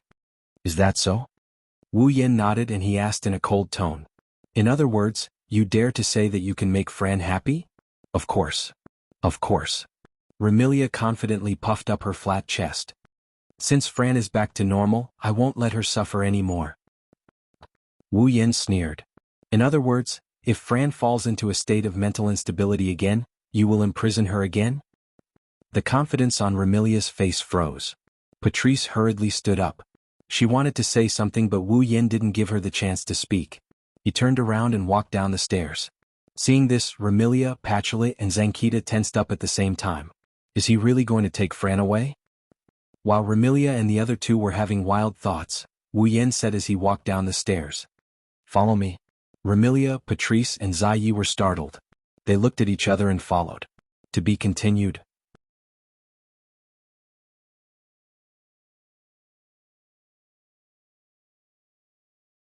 Chapter 1723. Lake of Mist. Beside the lake where the fairies and monsters loved to reside, several figures were standing in a standoff. Remilia looked around and saw Wu Yen carrying Fran. She frowned. What are we doing here? Wu Yen didn't answer. Instead, he squatted down and placed Fran on the ground. He rubbed her head that's wearing a beret. Fran, stand to the side. Oh.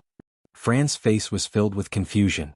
She didn't know what Wu Yen was planning to do but she obediently nodded and walked to the side. Remilia grumbled when she saw Fran defying her in every possible way but obeying Wu Yan's every word. Alright, tell me quickly.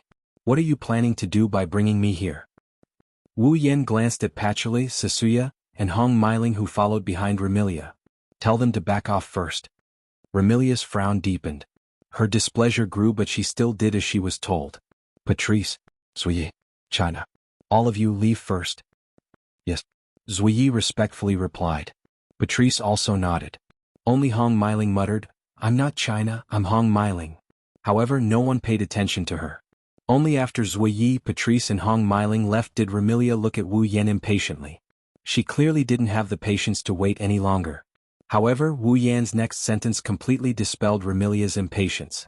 Zuyi, Patrice and Hong Meiling were shocked. Looking at the stunned Remilia, Wu Yen suddenly said, Defeat me. Defeat me. Fran will return to Scarlet Devil Mansion. Bro. Big brother? Fran didn't know what to do after hearing Wu Yan's words. As for Remilia, after being stunned for a moment, she smiled. Her smile was abnormally joyful. What? So this is the method. Indeed, this can save a lot of trouble. I also like this method. With that, Remilia's petite body floated into the air. She stretched out her slender palms, and her fingernails suddenly turned red and elongated, looking like the claws of a wild beast. It was extremely ferocious. Remilia's smile was equally ferocious. If that's the case, then disappear. Remilia roared out these words with a tone full of satisfaction and grievance. It had to be said that with Remilia's violent temper, she had indeed endured Wu Yen for a long time. Now with Wu Yan's words they finally exploded. A crimson mist suddenly swirled around Remilia's body, transforming into crimson bats that spiraled into the air. Red bats. In the next moment, Remilia's delicate voice rang out from the bloody mist.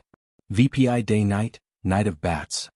The crimson bats that soared into the air instantly lined up and faced Wu Yen below. They widened their mouths and shot out red flying daggers. Swish, swish, swish. The red throwing knives fell from the sky like raindrops, filling Wu Yan's field of vision. Amidst the sound of breaking air, they landed on Wu Yan's body. Boom. As the flying daggers rained down, the place where Wu Yen stood was covered in a thick cloud of dust from the impact of the flying daggers, making it hard for others to see what's going on inside. Looking at the place where the dust rose, Remilia revealed a smile. With a wave of her hand, a powerful gust of wind swept out, blowing away all the dust that rose into the air. When all the smoke and dust had dissipated, the uneven pits on the ground were exposed to the eyes of everyone present. However, Wu Yan's figure had disappeared without a trace. "Come out," Remilia said coldly. "If you die so easily, who am I supposed to vent my anger on these past few days?" "Don't be so anxious." As soon as Remilia's voice fell, a voice sounded from behind her. "The show has just begun." Remilia was startled. She quickly turned around and looked behind her. Wu Yan, who was obediently waiting for Remilia's attack, had appeared less than 5 meters away from her. He floated there with a relaxed expression. "You." Remilia stared at the smiling Wu Yan in shock. "When did, that's?" Patrice's eyes glinted as she gazed at Wu Yan, who suddenly appeared behind Remilia. "That's a spell. A spatial teleportation spell." "Umph." Remilia seemed to have heard Patrice's voice. She coldly snorted and didn't say anything else. She raised her hand and a dense blood mist appeared once more. But this time, Wu Yan had disappeared before Remilia could attack. When he reappeared, he was behind Remilia. "You're too slow." As soon as she finished speaking, a tremendous amount of mana soared into the sky from Remilia's back, transforming into the purest of shockwaves that spread out. Boom! The powerful impact smashed into Remilia's body, causing her petite body to fly backwards with a muffled groan. She flew backwards for over 100 meters before coming to a stop and stabilizing herself. "Young Mistress, Remy?"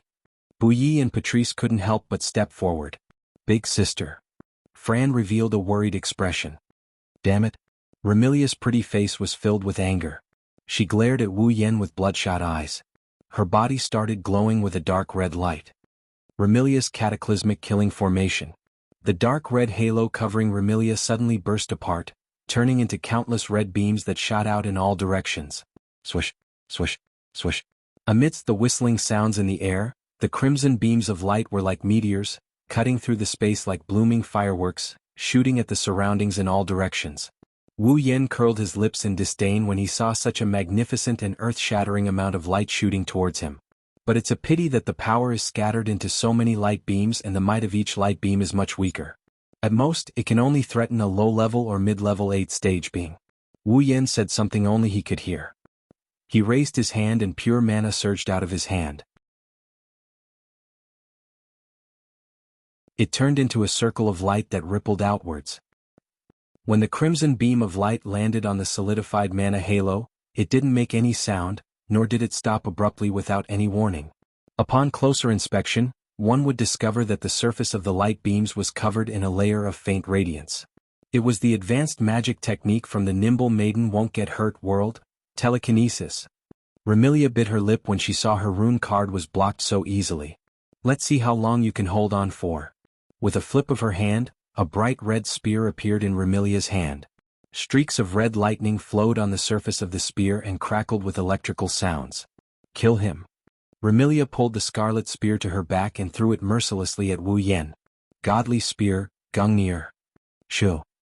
The bright red spear turned into a flash of red lightning, flashing through the air and shooting out explosively. Hum. Wherever the spear passed, the air vibrated violently and space trembled. The Gungnir, that resembled a red comet with a long tail of light and scorching airflow, flew straight at Wu Yan as though it had a mind of its own. At this moment, Wu Yan began to take Remilia's attack seriously. However, he didn't do anything to the Gungnir. The Gungnir was a godly gun that never missed a single shot. No matter what he did to the Gungnir, he wouldn't be able to avoid the fate of being hit. Therefore, dodging was foolish and meeting force with force was unnecessary. The only thing he could do was to block. That was why Wu Yan only did one thing. He extended his hand toward the red lightning bolt that was shooting at him.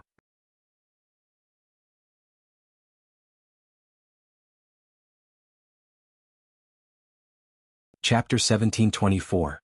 Wu Yan, who was suspended in midair, extended his hand to receive the incoming Gungnir. Everyone was astonished. Was he planning to receive the Gungnir with his bare hands?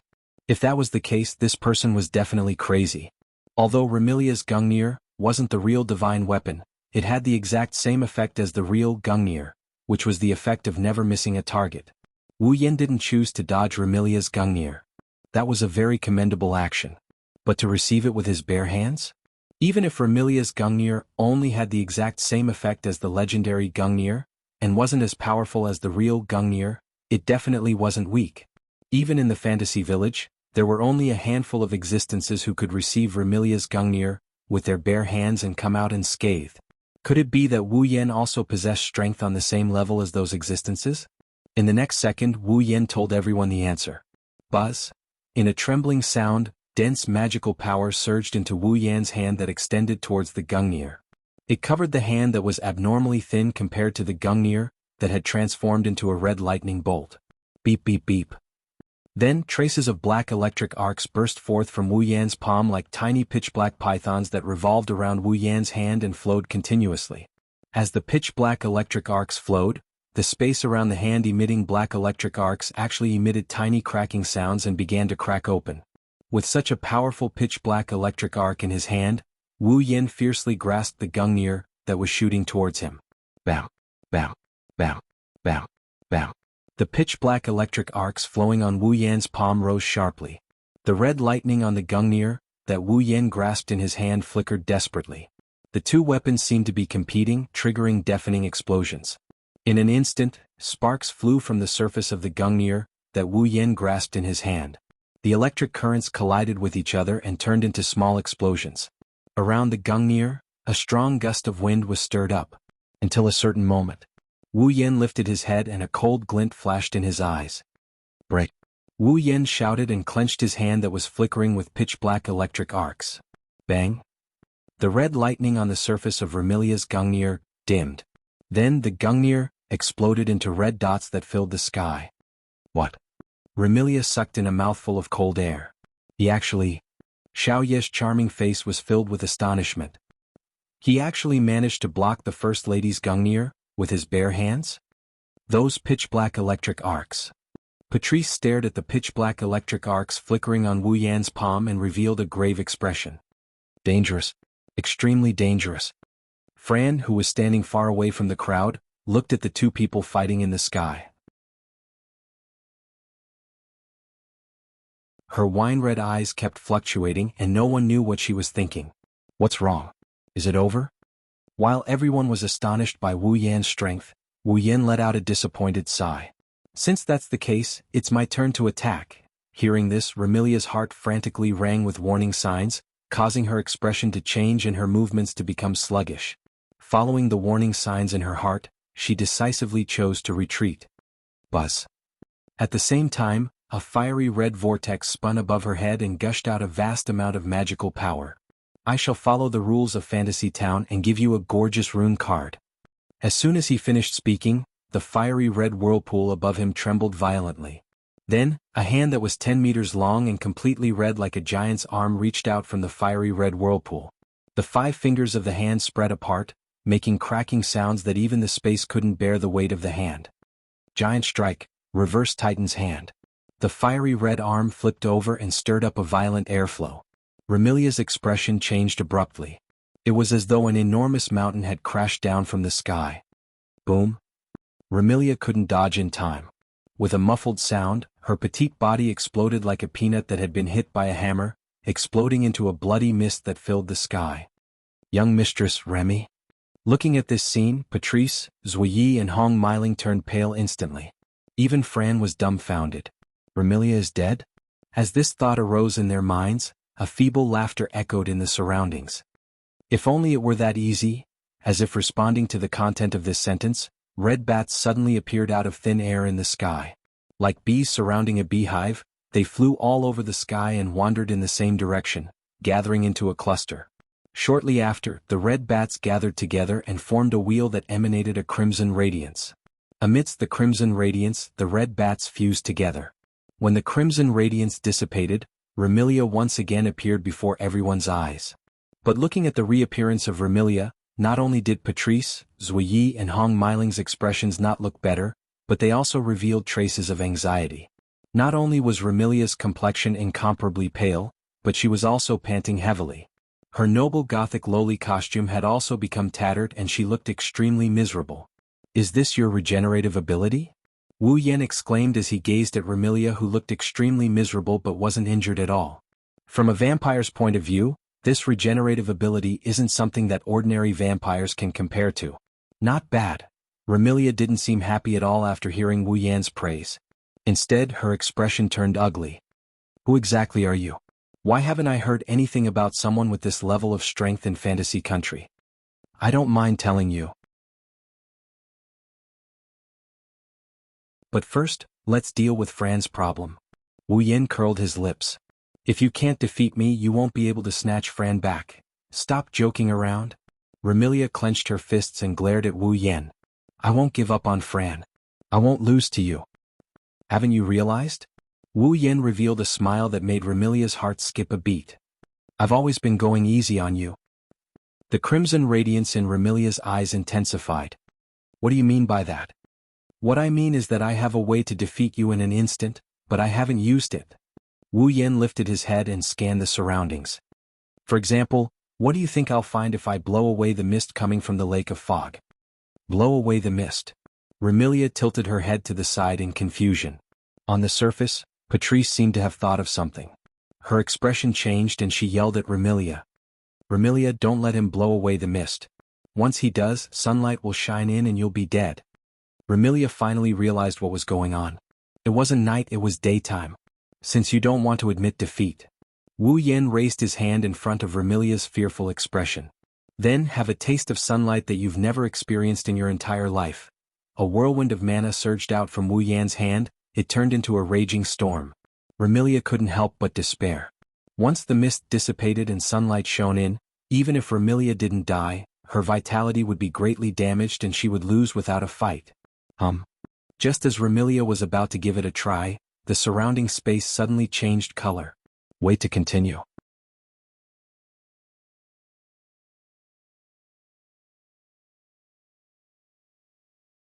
Chapter 1725. It happened in an instant. The surrounding space turned into a red mist for a moment. It was as though the air in the world had been dyed red. Everyone couldn't help but feel sluggish and unable to move. Even Wu Yin, who was about to raise his hand and blow away the surrounding mist, was the same. However, it only lasted for a moment. After a moment, the world returned to its original state, but a delicate voice replaced it and reverberated in the surroundings. Illusory talisman, Murd meat doll. Along with the ice-cold, delicate voice, streaks of cold light suddenly flashed in the surrounding space and coiled together, spinning in circles. Those cold lights were all sharp flying daggers. The throwing knives flew through the air as if they were being held by an invisible hand.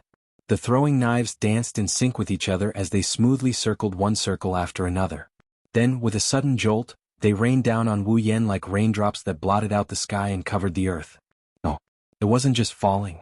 Just like before, for a moment, the color of the world changed again and Wu Yin froze on the spot.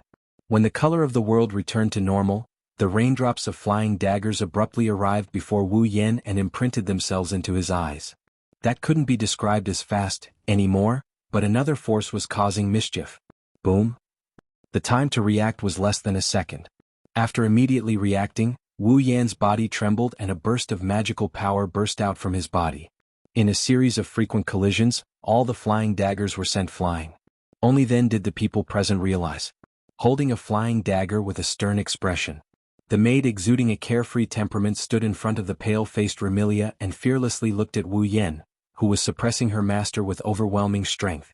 Looking at the maid in front of her, Remilia was slightly surprised. Yi, Miss Yi? Patrice and Hong Meiling were unable to react in time as well. On the other hand, Wu Yin, who was floating in front of Yi, revealed a meaningful smile and spread his hands. I said, this is a battle between me and your missy. If you interfere, I can treat it as your missy asking for help. Are you trying to cheat? Hearing this, Remilia's expression became slightly excited. Just as she was about to say something, she was interrupted by Luo Ye's words. This is just my own decision. It has nothing to do with eldest miss. Zui Yi said coldly in an indifferent tone. Please forgive Yi for acting on my own initiative, Missy. No matter what, I can't watch Missy get hurt. Yi. Remilia was moved and helpless, but more so, she felt sullen. In the fantasy village, there were existences stronger than Remilia, perhaps even stronger. But which one? Did Remilia need her own maid to help her?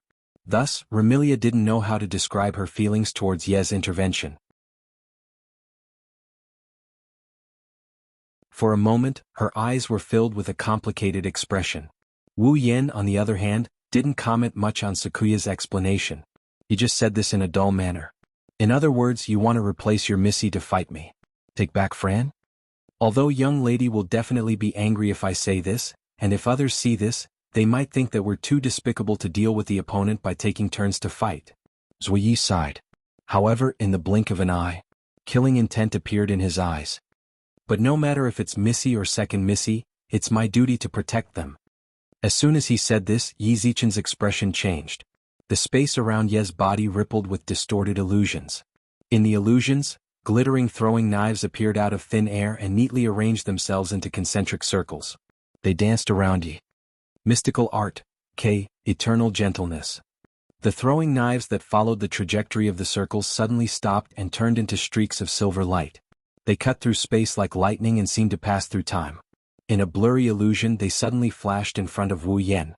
Using his ability to control time and space, Yi seemed to have turned into a magician. His throwing knives danced wildly and distorted time and space, shooting directly in front of Wu Yan. It had to be said that the ability to control time was not only powerful, but also very strange. If Ye's level wasn't only at the advanced 8th rank, but the 9th rank, perhaps Wu Yan wouldn't be able to face such a powerful and strange time ability so easily. Unfortunately, no matter how powerful and strange this ability was, in the end, Ye's level was lower than Wu Yan's. He was still far from Wu Yan. This was something that couldn't be changed. After all this time, the system didn't impose any restrictions on Wu Yan's use of Fantasy Village. In other words, not only could the current Wu Yan perfectly display his peak 9th rank strength, he could also use all the trump cards in his hands. Facing Wu Yan in his 100% state, let alone Yi, even if all the members of the Red Devil Hall except Fran attacked together, they still wouldn't be a match for Wu Yan. Therefore, Remilia, Patrice, and Hong Meiling all saw this scene. Sakuya, who was surrounded by flying daggers, moved his hand and the flying daggers suddenly disappeared. When they reappeared, they were already in front of Wu Yan.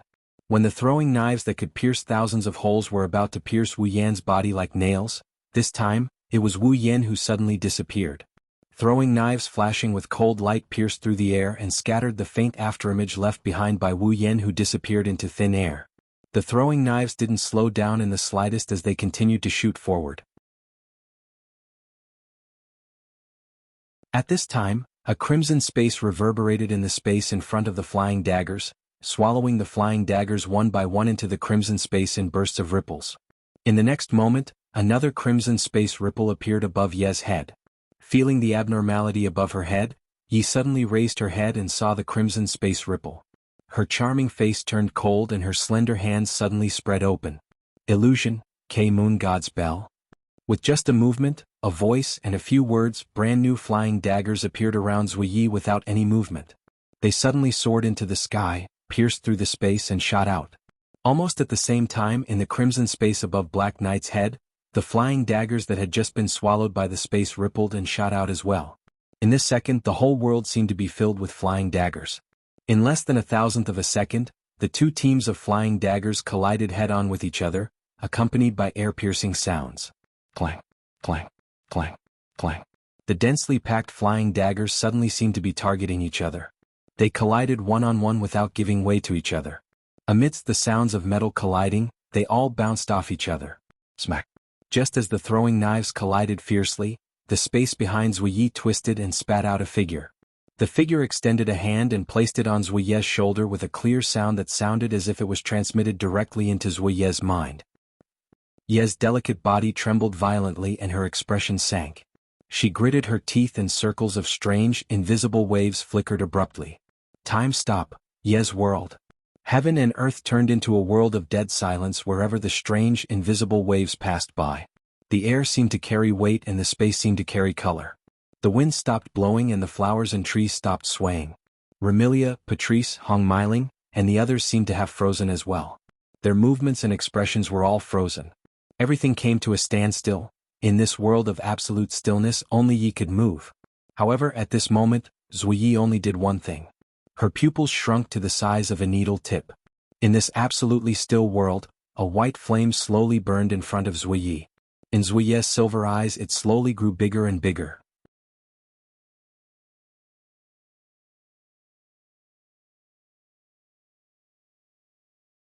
Chapter 1726. The pure white flame was only the size of a palm, but it became the only thing in this world that was still burning as if it was alive. In Zui Yi's silver eyes, the white flame burned slowly and became more and more vigorous. It was not until it expanded from the size of a palm to the size of a human head that Zuyi finally reacted. Unfortunately, it was too late for him to react now. Bang! In a muffled sound that only Zuyi could hear, the white flame that was the size of a human head suddenly exploded and turned into pure white flames. Like a laser, they shot in all directions. The white flames did not shoot too far away. They only shot out within a 10-meter radius around Zanyi. Some of them landed on the ground and continued to burn. Some of them directly stopped in the air. During the burning period, it actually caused this absolutely still world to begin to distort. The white flames were burning this absolutely still world to ashes. No. It should be said that the white flame was burning the thing that caused this world to turn into an absolutely still state. Was burning time. Realizing this, Zui's shock was imaginable. A flame that directly burned time? Did such a flame exist? There's nothing you can do about it if you think so. At this moment when Zui's heart was filled with shock, a voice suddenly sounded in this silent world. After all, even I didn't quite believe that such a flame could actually become my power. At the same time, the hand that was resting on Zui's shoulder, which had stopped moving after Zui stopped the time around her, suddenly tightened its grip and forcefully grabbed Zui's shoulder. Without it, it would really take a lot of effort to deal with your ability to control time. After that, before Zui could react, the hand that grabbed Zui's shoulder forcefully lifted Zui up. Zui only felt that the world was spinning and her body was sent flying. Ding, ding, ding. Around Zui, who was thrown into the air, space rippled like ripples on the surface of water. Chains with purple light on the surface stretched out and shot out, wrapping around Zui's delicate body amidst a series of light and agile sounds of collision. Immediately afterward, the chain wrapped around Zui's body tightened. In Zui's extremely soft exclamation, he was tied up tightly and hung in the air. Bam! At the same time, the absolutely still world around them shattered like a mirror. Remilia, Patrice, and Hong Meiling only saw Wu Yen suddenly appearing behind Bu Yi and placing his hand on Bu Ye's shoulder. Then, in the blink of an eye, Zui, who was standing in front of Wu Yen with her back towards him, disappeared. She was tied up tightly by chains that extended out from the space and hung in midair. The chains were shining with a faint purple light on the surface. Black Knight struggled with all his might, but let alone breaking the chain, he couldn't even move the chain a little bit. Miss Knights now. Hong Meiling cried out in alarm. Patrice's expression also sank. Damn it. Remilia gnashed her teeth and struggled to her feet. However, by the time Remilia stood up, a figure was already standing before her. Don't waste your energy. Wu Yen looked down at Remilia and said calmly. Even if you stand up, you won't be a match for me with your current strength. Not to mention you still have the fatal weakness of a vampire. Remilia lifted her still pale face. She no longer had her usual confidence, arrogance, and self-improvement. She no longer had her willfulness, anger, and awkwardness. Instead, there was only stubbornness. Even so, I still want to fight. If we continue fighting, it will only get worse. Wu Yin said helplessly. Even though we've given names to our moves and fought in the name of rune cards, the rules of rune cards don't only stipulate that we must use rune cards. We also have to agree on the number of rune cards that we can use. We didn't do that. Strictly speaking, we violated the rules of rune cards. Wu Yin shot a glance at Remilia. In addition to the disparity in strength, this battle is over. Over? Remilia yelled as though she had been provoked. No, it's not over. Remilia extended her arm and clenched her fist. The scarlet gungnir, that flickered with scarlet electric currents, coalesced in her hand once again. Bam. However, before Remilia could throw the gungnir, her other hand grasped the gungnir. Pitch-black electric currents flickered on the gungnir and collided with the scarlet electric currents, causing muffled explosions. Since you don't want to admit defeat. Wu Yen gripped her gungnir with one hand while raising his other hand that's covered in black lightning. Then I'll have to make you lie down for real. His hand flickered with pitch-black electric currents as he extended it towards Remilia. Young mistress. The struggling Zhao Yi cried out. Remy? Patrice flipped her hand and a grimoire appeared. Traces of magical power surged from the grimoire. Even Hong Meiling anxiously got into a stance, planning to save Remilia. Remilia's heart was filled with unwillingness as she watched the hand flickering with pitch-black electric currents grow larger and larger in her eyes. I've lost just like that? I can't win? I can't snatch Fran back? It wasn't easy for Fran to return to normal, but the two sisters can't live together anymore. God is really unfair to us. To think that I'm a vampire with the ability to control fate. Isn't this the same as not being able to control the fate of the people around me? How ironic. As the hand flickered with pitch-black electric currents was about to touch her body, Remilia's unwillingness turned into self-mockery. She shut her eyes. Boom. All of a sudden, the pitch-black electric currents flickered on Wu Yan's hand and vanished into thin air. This scene not only caused Remilia to open her eyes in astonishment, but it also stunned the struggling Zuyi, Patrice, Hong Meiling, and the others who were about to intervene. Wu Yan was the only one who turned around after a brief pause. He looked at the corner of the ground. Over there, Fran lowered her head and extended her hand toward Wu Yan and Remilia. Furthermore, at this moment, that hand was still tightly clenched.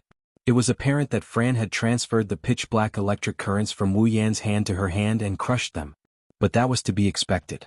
Apart from Fran, who could destroy everything even in the fantasy village, it was extremely difficult to find an existence that could destroy pitch-black electric arcs that could shatter space. Fran? Remilia also noticed Fran's actions, and the astonishment on her face turned into astonishment. Flan. Wu Yan retracted his expression and he looked at Flan. He didn't say anything, as if he was waiting for an explanation from Flan. Don't fight anymore. Fran squeezed out a sentence and lifted her head slowly. Her burgundy eyes were filled with reluctance. Fran doesn't want to see big brother and big sister fight. Fran? Remilia's lips trembled and her eyes were filled with complicated emotions. Why? Wu Yan continued to look at Fran with a smile. Doesn't Fran hate big sister the most? That's right. Fran hates big sister, who locked Fran in the basement and never came to see Fran, play with Fran, or eat with Fran. Fran's voice sounded as though she was sobbing, but her face was filled with a smile. However, what Fran hates the most is still seeing her sister get hurt. R1152 said.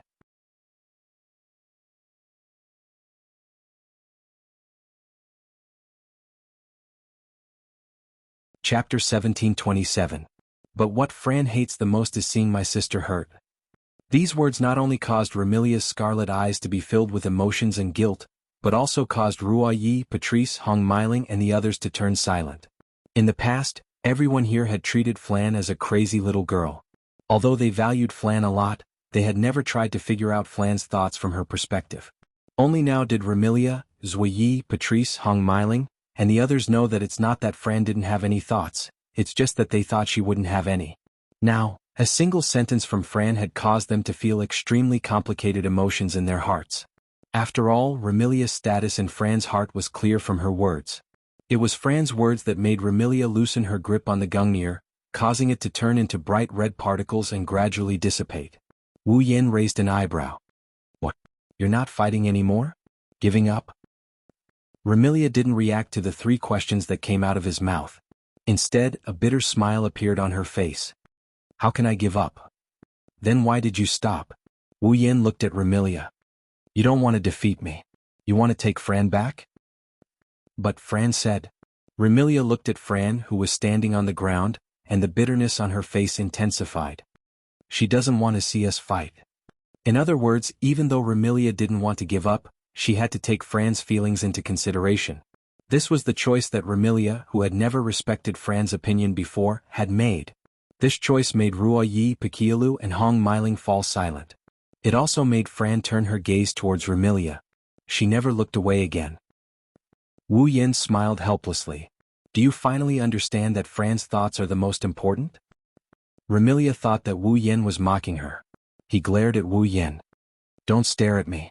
I'm just telling the truth. Remilia glared at him. Wu Yan curled his lips in disbelief. However, if you still don't understand what I mean, then you're really stupid. What do you mean? Remilia was slightly taken aback. He frowned. What do you mean? Do you really not understand? Wu Yan sighed.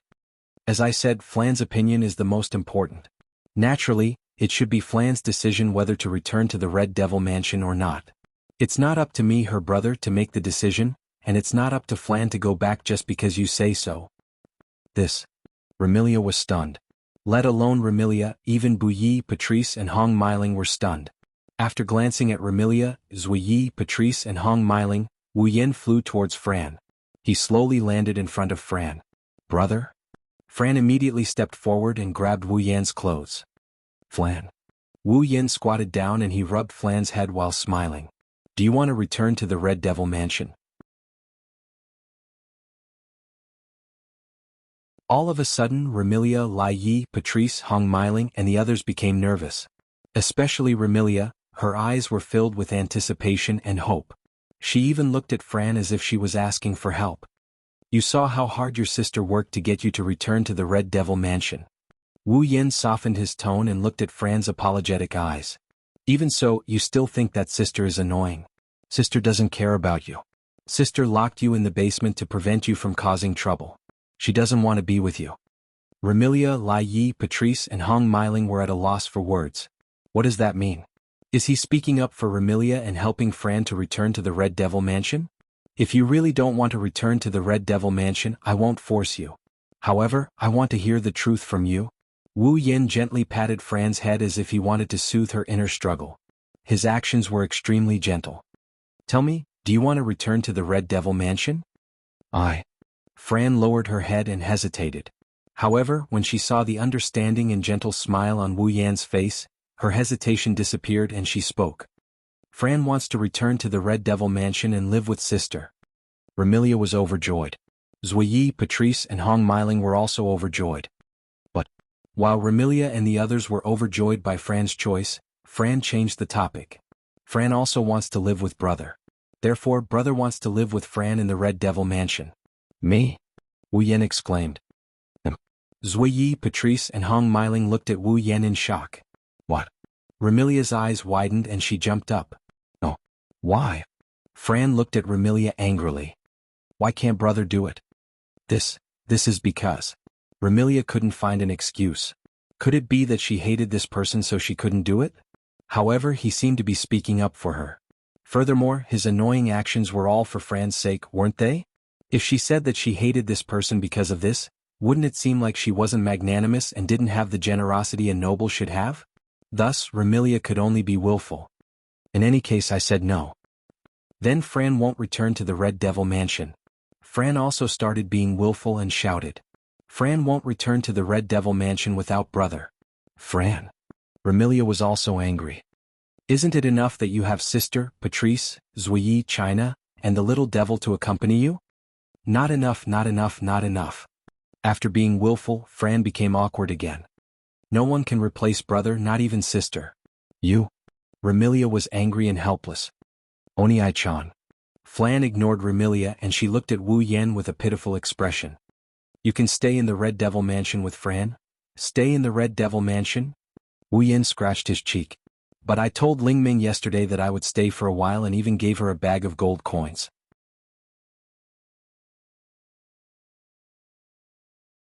In the end, I only stayed in the shrine for a night. Isn't that too much of a loss? Brother? Fran's pitiful expression was replaced by anger.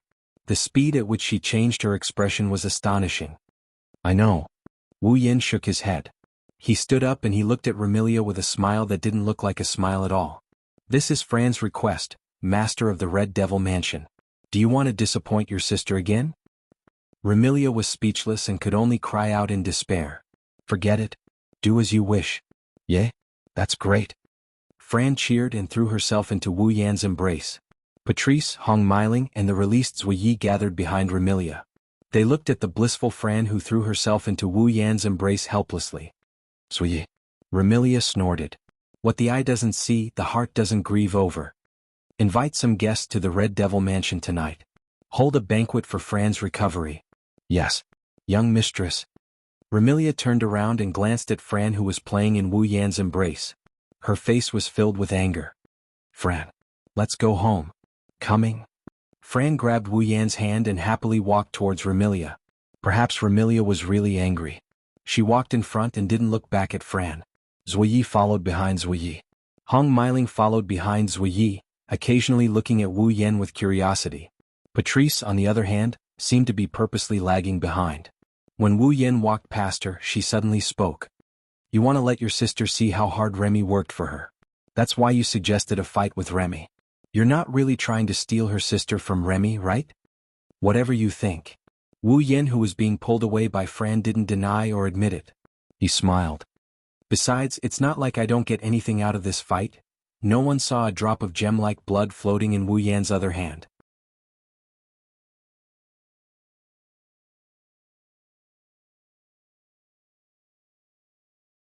Chapter 1728.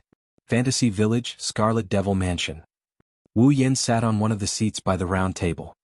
He was hugging Fran, who refused to let go of his embrace and was happily munching on a cake. Around the round table, Remilia sat at the head of the table. Sakuya sat beside Remilia as if she was on standby. Patrice sat across from Wu Yen. Beside Patrice, Little Devil also stood by her side as if she was on standby. At this moment, the four girls, who are either sitting or standing at different positions, all fixed their gazes on Wu Yen. Their eyes are filled with scrutiny and scrutiny. Wu Yen picked up a napkin and wiped Fran's mouth, which was stained with cake. He looked at the four young ladies who weren't afraid of him and revealed a speechless expression. I say, do you have something you want to ask me? How can we not have anything to ask you? Remilia seemed to have been waiting for Wu Yan's words for a long time. After Wu Yen broke the strange silence, she shouted. There are many things we want to ask you. Wu Yen mused for a bit before he said something out of the blue. Let me make it clear, I'm not a lolicon. Patrice, Little Knight, and Little Devil's expression fell. Remilia almost fell off her chair. She glared at Wu Yen. Isn't your explanation even more suspicious? Don't tell me you really have some dirty thoughts about Fran? Remy, you're looking in the wrong direction. Patrice spoke with a headache. This isn't the question we want to ask, right? Not this. Wu Yen was puzzled. Don't tell me you want to ask about my type of girl? Who would ask you that? Remilia almost went berserk. Even Patrice glared at Wu Yen. What we want to know is, when did you get to know my sister and what method did you use to make my sister return to normal? I see. Wu Yen sighed in disappointment. I thought you wanted to ask about my type of girl and introduce me to some cute girls. Remilia was about to fly into a rage, but she calmed down after hearing Patrice's enlightened words. Don't tell me you're trying to change the topic? Change the topic? Remilia felt that Patrice's words made sense. She looked at Wu Yen with an unfriendly expression. You don't intend to say anything? We hope you can provide us with some information. Patrice spoke in a calm tone. Otherwise, we won't let little sister get close to a suspicious fellow. Suspicious fellow? Wu Yen looked at Patrice with a mocking gaze. If you want to say something suspicious, isn't that black and white bandit in Fantasy Village more suspicious? However, the librarian in Red Devil Mansion often lets her steal books, right? Patrice could no longer maintain her composure as she panicked.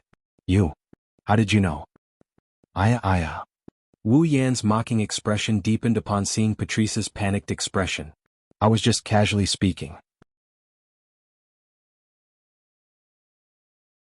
It seems that the librarian really did let that black and white bandit steal books. Remilia, Dark Knight, and the imp all looked at Patrice. Their eyes were filled with curiosity. I didn't do it on purpose. Everyone stared at him with strange expressions. After Remilia, Patrice also gave Wu Yen an unfriendly look. Can you please not change the topic? Fine, the people in Red Devil Mansion can't take a joke. Wu Yen said with a bored expression. Then, what do you want to ask? Didn't I say it earlier? Remilia's expression turned serious. When did you meet Fran? What method did you use to make Fran return to normal? These two questions were the biggest questions in the hearts of the girls in Red Devil Mansion. As mentioned before, Flan has been staying inside Scarlet Devil Mansion since the last time they met. How did Wu Yen get to know Flan and how did Flan become so dependent on him? Could it be that Wu Yen really snuck into Red Devil Mansion without anyone noticing? That wasn't impossible. After all, everyone had witnessed how strong Wu Yen was outside. It was indeed quite easy to sneak into Red Devil Mansion without being discovered. The problem was, if Wu Yen snuck into Red Devil Mansion, what was his motive? Remilia and the others had long guessed that Wu Yen snuck into Red Devil Mansion for some reason and got to know Fran in the basement. Or perhaps he snuck into Red Devil Mansion because of Fran. That might not be the case. Your worries are unnecessary. Wu Yen could tell what Remilia, Patrice, and the others were thinking and pursed his lips. I didn't sneak into Red Devil Mansion nor did I come for Fran. It was purely an accident that I got to know Fran. It was indeed an accident. Back then, Wu Yen summoned Fran because he was shocked by someone and summoned the wrong person. Originally, Wu Yen wanted to summon 16 Knights Black Knight who was standing respectfully beside Remilia and playing the role of his head maid. Unfortunately, ever since that accident, Wu Yen didn't recall his original intention. Accident? Patrice grasped the crux of the matter. What accident? It's too much of a hassle to explain to you guys. Despite saying that, Wu Yen had an impatient look on his face.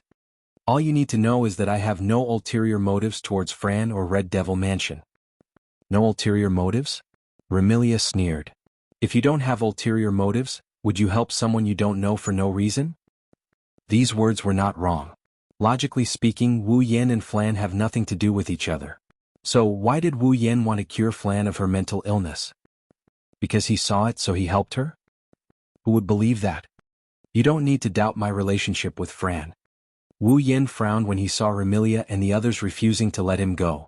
There are no impurities in my relationship with Fran.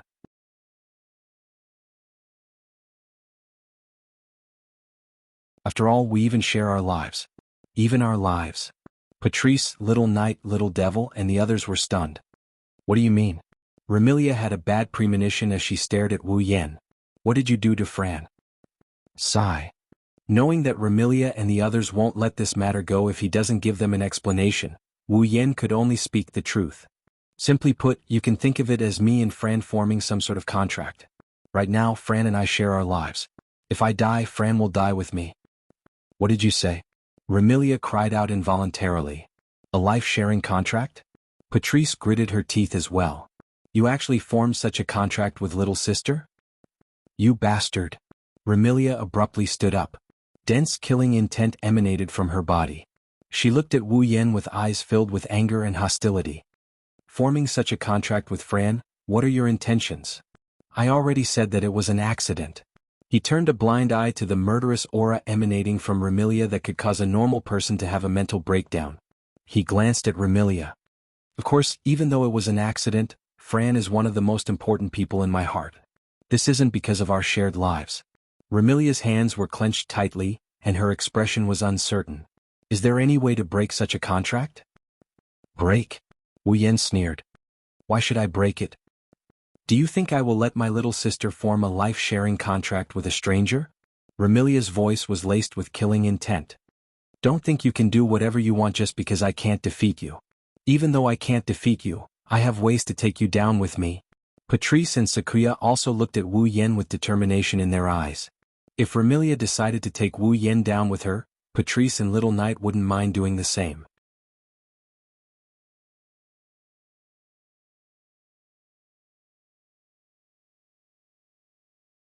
Chapter 1729.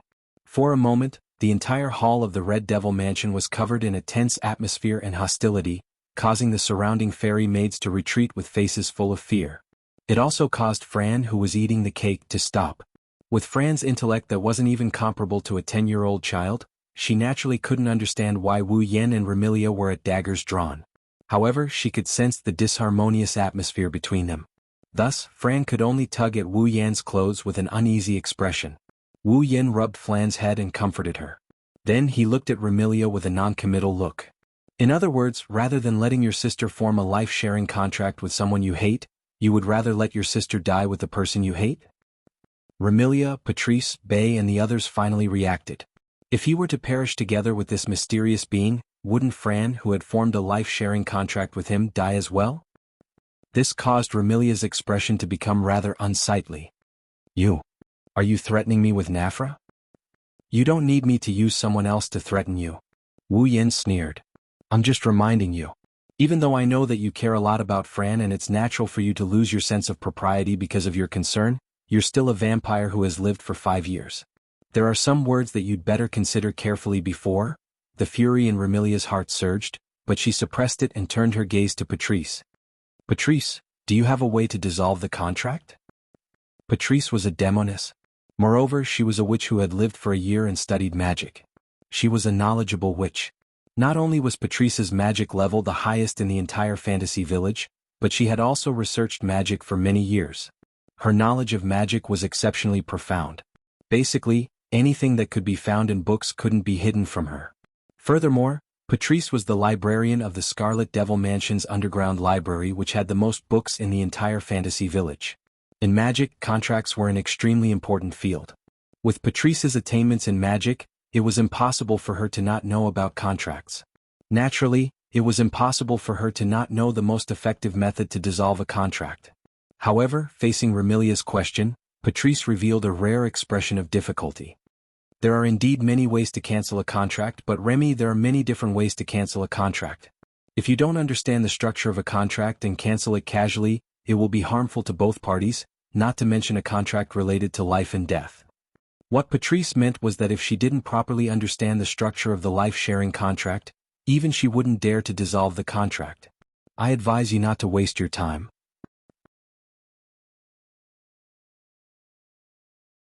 Wu Yan replied with an indifferent tone.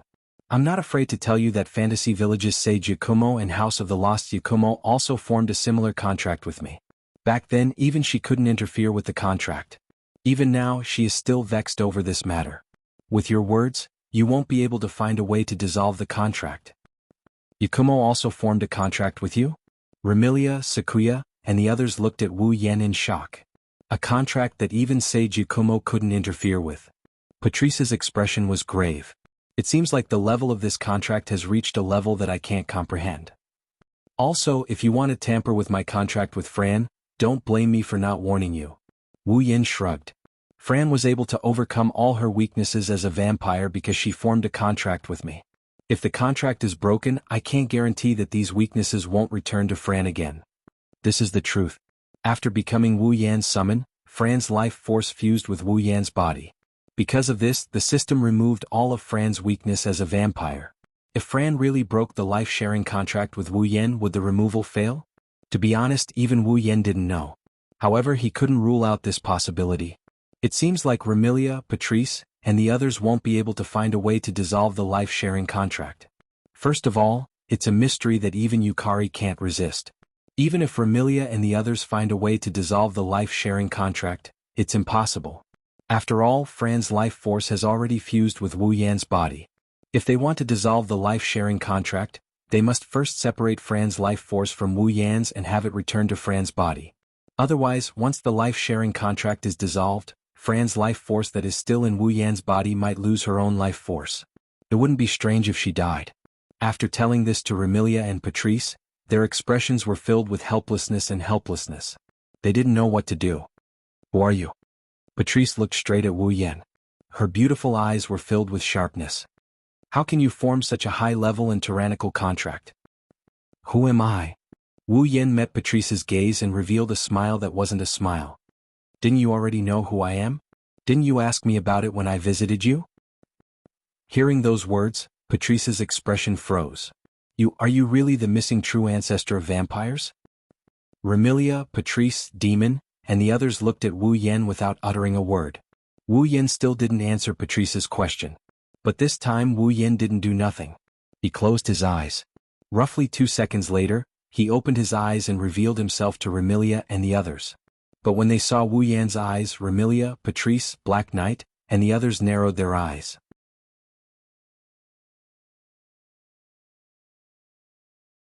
The pair of deep, wine-red eyes that were like aged wine had suddenly disappeared. In its place was a pair of cold golden eyes that seemed to look down on everything in the world. There wasn't a single trace of emotion in them. They were exceptionally noble and pure. Looking at that pair of noble golden eyes, the young ladies of the Red Devil Dojo trembled and felt a sense of oppression. As a vampire, Remilia, whose bloodline level was not high, paled and felt a sense of panic that made her want to kneel. The true ancestor was the king of vampires. This wasn't just in terms of strength but also in terms of bloodline. Facing the king of vampires as a vampire, it was already commendable for Remilia to be able to endure the pressure from her bloodline and not kneel down. By the time the girls from Scarlet Fiend Mansion felt their pressure disappear, Wu Yan's eyes had returned to their usual wine-red color. His expression also became undisciplined. Don't ask me why I appeared when the true ancestor disappeared. Before the girls could react, Wu Yan waved his hand and said, because even if you ask me, I probably won't be able to answer. At least, I won't be able to answer for now. Remilia and Patrice, the two people with authority in the Red Devil Mansion, fell silent. In the end, not only did Remilia, Patrice and the others' doubts weren't resolved. Instead, more questions arose. Who was this man before them? Why would the true ancestor who had disappeared reappear? Why haven't they heard of such an existence in fantasy countryside? Why would such an existence form a life-sharing contract with Fran? Even the creator of fantasy countryside, the Sage of Demons, formed a life-sharing contract with him. It seemed like their relationship was extraordinary. Why haven't they heard of him before? Mysterious. This man before them was too mysterious. Remilia couldn't help but feel apprehensive when facing such a mysterious existence. Even Ziye's heart was raised. While Patrice felt heavy, she was also filled with curiosity towards Wu Yan. To the knowledgeable Patrice, who was infatuated with the sea of books, this mystery was undoubtedly the factor that triggered her eagerness to solve this riddle.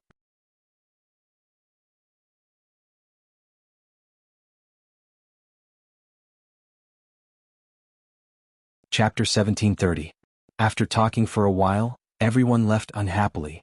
Tonight, Remilia would host a banquet in the Red Devil Mansion and invite some guests to celebrate Fran's return to normal. From now on, she would be able to live together with the girls of the Red Devil Mansion. It was to announce this that Remilia wanted to host a banquet. After all, everyone who knew Fran knew how dangerous she was in the past, especially the fairy maids of the Red Devil Mansion. It wasn't as if Fran hadn't played with them before, causing the fairy maids to fear Fran to a great extent. In order to stop others from fearing Fran and to let others know that Fran had returned to normal, they could treat and interact with her like a normal person. This was the main purpose of Remilia's banquet. Thus, Zhuyi obeyed Remilia's orders and invited those familiar people to attend the banquet of the Red Devil Hall at night. Fran was also forcefully pulled away by Remilia and went to the room to have a long-lost exchange between sisters. Of course, the so-called exchange was bound to involve a lot of speechless topics. Although Remilia didn't have much hope, she couldn't obtain a certain amount of information from Wu Yan, so she could only start with Fran. No matter what, Fran should not know how she met Wu Yan and how she formed a life-sharing contract with Wu Yan, right? Remilia was destined to be disappointed. Every time Wu Yan summoned a character, the system would store a certain amount of information into memory. It would directly instill information into the summoned character, allowing the summoned character to understand the existence of the system and their current situation. Logically speaking, Remilia should be able to get some information from Fran. Unfortunately, the questions were too profound for Fran. Even if Remilia asked, she knew the answer but didn't know how to express it in words. Remilia asked Fran how she met Wu Yan. Fran would definitely answer like this. Fran suddenly met Big Brother. If Remilia asked Fran how she formed a life-sharing contract, Fran would definitely answer like this. What is life-sharing? If Remilia asked Fran why she was so close to Wu Yan, that's what Fran would say. Because Big Brother treats Fran the best. Remilia asked Fran if Wu Yan was a bad guy. That's what Fran would say. Big Brother is not a bad guy. Sister is the bad guy. Therefore, this long-awaited exchange between sisters would definitely end with Remilia going crazy. Everyone in the Red Devil Hall had their own things to do. Only Patrice and the imp returned to the underground library with nothing to do. In the Scarlet Devil Mansion, Patrice had a unique identity. She was neither a guest nor a servant, but a rare friend of Remilia. Therefore, in the entire Scarlet Devil Mansion apart from Remilia, the one with the most authority was Patrice. Naturally, apart from Remilia, the most leisurely person in the Scarlet Devil Mansion was Patrice. Patrice's daily routine was to hide in the library and read books. The imp was Patrice's familiar. While Patrice was reading, she was in charge of organizing the library. While everyone in the Scarlet Devil Mansion was busy with their own work and Remilia had brought Fran away, Wu Yan followed Patrice to the underground library. It was an underground library that was very close to Fran's previous residence. It was a very spacious library. The area was comparable to 3 or 4 large sports fields. The surrounding area was filled with bookshelves that were at least 10 to 20 meters tall. There were at least a few dozen or even 100 bookshelves. On the bookshelves that were comparable to buildings, old and thick books were neatly arranged. Some were scattered around, some were crooked and unorganized. Some even fell to the ground and piled up into small mountains. Standing at the entrance of the library and looking at the current state of the library, even someone like Wu Yan who has seen a lot of things couldn't help but be stunned for a moment. How many books are there? 100,000? A million? Or 10 million? No matter what, it wasn't an amount that could be counted. could be said to be endless. But that wasn't the most important thing. The most important thing was that Wu Yan sensed traces of obscure mana fluctuations from some of the old and thick books. A book with its own magical powers? Isn't that a book of magic? Not to mention there aren't just 1, 2, 10, 20 books in this library. Wu Yan sensed that there are at least a few hundred of these books in this library. After calculating the area of the library and the number of magic books he sensed, Wu Yan was shocked to discover that there were at least 10,000 or even 100,000 magic books in this library. 100,000 magic books? Isn't that equivalent to 103,000 magic books? Thinking of this, Wu Yan couldn't help but feel excited. Nah muck. Wu Yan asked Patrice with an itch in his heart. Can I take a look at the magic books here? My name is Patrice. Patrice didn't know how Wu Yan knew about her unique nickname, but that didn't stop her from feeling dissatisfied. She knitted her brows and asked in astonishment. How did you know about the existence of magic books here? Isn't that obvious? Wu Yan rolled his eyes at Patrice. Although the mana fluctuations of the grimoire here are very obscure, my perception isn't that weak. I can still sense those obscure mana fluctuations. But the magic waves from the magic books can only be sensed by those with a certain degree of understanding in magic. Those with sharp senses can only sense that there's something wrong with the magic books. Patrice's furrowed brows relaxed.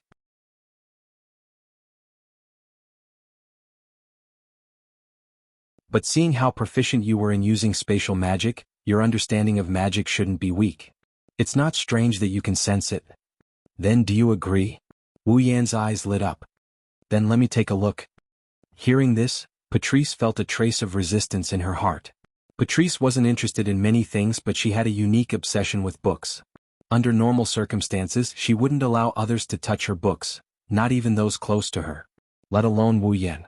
But from Wu Yan's eyes, Patrice saw the same glint as when she was reading. It wasn't a thirst for knowledge, nor was it a desire for the magic books. It was the pursuit of magic. Patrice couldn't help but ask, "Are you proficient in magic?" Proficient in magic? Wu Yan stared blankly. He folded his arms and replied thoughtfully. Rather than being proficient in magic, it's more accurate to say that I have the capital to be proficient in it.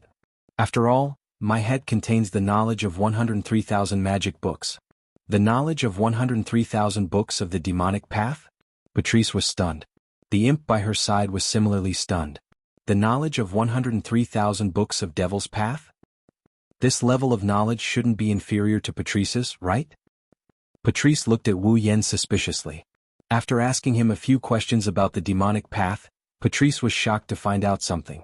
This man in front of him was absolutely comparable to him in terms of research on the demonic path.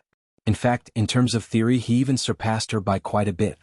How could Patrice, who had the title of the largest moving book vault in Fantasy Town, not be shocked? While Patrice was still in shock, Wu Yan went to the library and he started flipping through the books on the magic path. A magic book isn't an ordinary book. It contains magic and can be considered a magic tool. Not only does a magic book contain the method to use magic, it also contains the spell patterns. Generally speaking, as long as one has a magic book and possesses magic power, they can use the magic within the book. However, the words used to write the grimoire were cuneiform from the mythological era and ancient Latin. They were not the words used by modern people.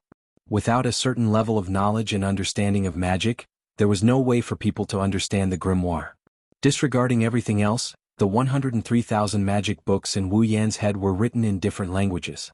Naturally, he could also understand the magic books in the library. Wu Yan discovered that the contents of the magic books in the library were mostly different from the 103,000 magic books in his head.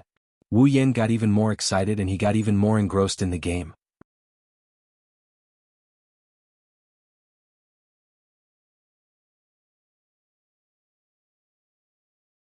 Chapter 1731. Fantasy Village, Scarlet Devil Mansion. In front of a bookshelf in the underground library, Wu Yan held a thick book and flipped through it page by page. He was completely immersed in the contents of the book. The entire library seemed to be extremely quiet. Only the sound of pages turning reverberated in the air. This slightly dark library was filled with a tranquil atmosphere. For some people who didn't like bustling places, this was a very good environment. Wu Yan, who immersed himself in the contents of the grimoire, slowly gained a better understanding of the grimoire in this library. To put it simply, The grimoire in this library is different from the 103,000 grimoires in Wu Yan's mind. They aren't the originals, they are all handwritten copies and replicas. The one who copied these books, if he wasn't wrong, should be Patrice herself. Of course, in this library, it couldn't be said that there wasn't a single original copy of a demonic path book. There were still a small number of original copies of demonic path books. These demonic scriptures were basically Patrice's own demonic scriptures. In other words, the creator of these books was Patrice herself. In other words, the originals and magics in this library were all created by Patrice herself. Therefore, this library had a small portion of the original Devil Path scriptures. After all, this library belonged to Patrice to begin with. From this, one could see how high Patrice's attainments in magics were. Although Patrice's strength wasn't considered high in Fantasy Village, it was only in terms of magic level. In the Fantasy Village, it was hard to find someone who could match her. And now, the magical knowledge that Patrice collected was slowly being absorbed by Wu Yan. Wu Yan has 103,000 books worth of knowledge in his possession. In terms of understanding of magic, he definitely wasn't inferior to Patrice. However, in the end, the 103,000 books were still knowledge from the magic catalog world. Even if he possessed the knowledge of the entire magic catalog world, it was still limited to the magic catalog world. The knowledge of magic in this world was very different from the knowledge of magic in the magic manual world. Many of the magic spells were very strange. Even in the 103,000 books on magic, one couldn't find the same type of magic. Therefore, Wu Yan was willing to absorb this knowledge. He wanted to make it a part of his strength. Wu Yan didn't notice that while he was immersed in the contents of the book, a head wearing a hat quietly popped out from the corner of the bookshelf. The person who popped her head out was Patrice. At this moment, Patrice was holding a thick tome that didn't fit in with the other books around her. This book didn't even look old. It was obviously a book without any history. However, its surface was bright and beautiful. If one were to examine it carefully, they would be able to see through it. If one were to examine it closely, one would discover that there were all sorts of colors on it, but it also seemed transparent. Patrice first glanced at Wu Yan, who was engrossed in the book. He glanced at the dreamy book in his hand and a malicious smile appeared on his face. The Book of the Soul, a book of magic that can trigger one's nature. Let me see if you really don't have any designs on my sister and the Red Devil Mansion. This Book of the Soul was one of the rare original codices of the demonic path in this library. Furthermore, it wasn't Patrice's doing. A book of magic that could trigger one's nature. If Wu Yan was someone who had designs on the Red Devil Mansion, then, through the activation of the Book of the Soul, the nature of his heart would be exposed. At that time, no matter how mysterious Wu Yan was, he could hide his identity, but he couldn't hide his goals and ambitions. It was because of this that Patrice agreed to let a stranger like Wu Yan into her library. However, that man's attainment in magic is quite high as well. Patrice rubbed her forehead in vexation. She looked at the Book of Souls in her hand and hesitated. I wonder if it's possible to invade his mind without him noticing? There weren't many spells that could affect one's mind, but that didn't mean there weren't any. Basically, a mage would have a certain degree of resistance to some magic, and would also have their own means of defending against curse-like magic. Needless to say, magic that could invade one's mind and spirit would naturally have to be prepared to defend against it. The Book of the Soul, in Patrice's hand, was a book of magic specifically used to invade one's mind. Moreover, it was an original codex and its effects were much stronger than ordinary spells. However, Wu Yan's level of magic wasn't low either. Therefore, Patrice didn't know if her Book of the Soul could successfully infiltrate Wu Yan's mind.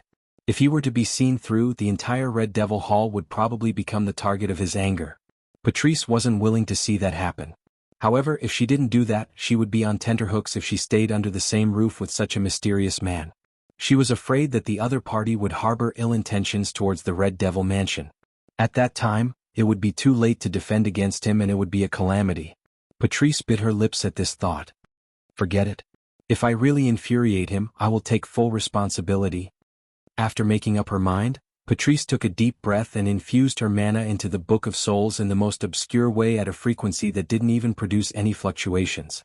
As her mana flowed in like water from a faucet, the surface of the Book of the Soul emitted a layer of faint glow. The entire Book of the Soul turned inconceivably transparent. Soon after, the Book of the Soul gradually floated up and flipped its pages.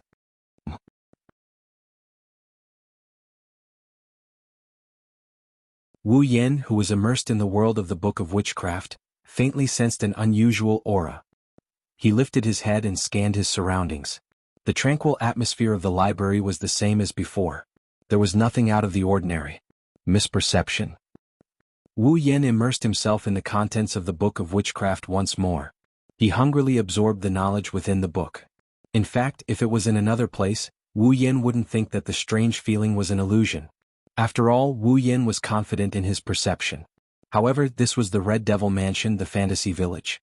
In Wu Yan's subconscious mind, even though the fantasy village was full of traps, there wasn't anyone who could be considered a bad person. In addition, he had a favorable impression of the fantasy village. At this time, Wu Yan couldn't help but lower his guard. Therefore, this gave Patrice an opportunity to launch a sneak attack. Chance. Patrice seized the opportunity when Wu Yan lowered his guard and pressed her hand against the hovering Book of Witchcraft. Buzz. At the next moment, the surface of the Book of Witchcraft emanated dense, invisible waves that transformed into ripples that swiftly coalesced into the shape of an arrow and shot towards Wu Yan. Something's wrong. The moment the Book of Souls activated, Wu Yan couldn't have missed it even if he let his guard down. He raised his head abruptly. Patrice was quite close to Wu Yan. When Wu Yan reacted, the invisible waves had arrived before him and struck him heavily. Right at this moment, an unexpected scene occurred. Beep beep beep. When the Book of Witchcraft struck Wu Yan, bluish-white electric sparks flickered violently on the surface of Wu Yan's body. When the blue and white sparks appeared, the attack from the Book of Souls seemed to have met its natural predator. It shuddered and it reverberated back to *its original form. *T. Patrice exclaimed. The rippling attack from the Book of Spirits spread out and struck Patrice like a shockwave as she cried out in alarm. Buzz. Patrice's body flickered in a dreamy radiance and the intellectual look in her eyes faded away at a speed visible to the naked eye. Smack. The precious demonic Tao scripture fell to the ground, but Patrice was oblivious to it. Her purple eyes first flashed with a vacant expression, followed by a sluggish expression, and finally, it turned into a ripple. Patrice's cheeks flushed red and her body started to heat up.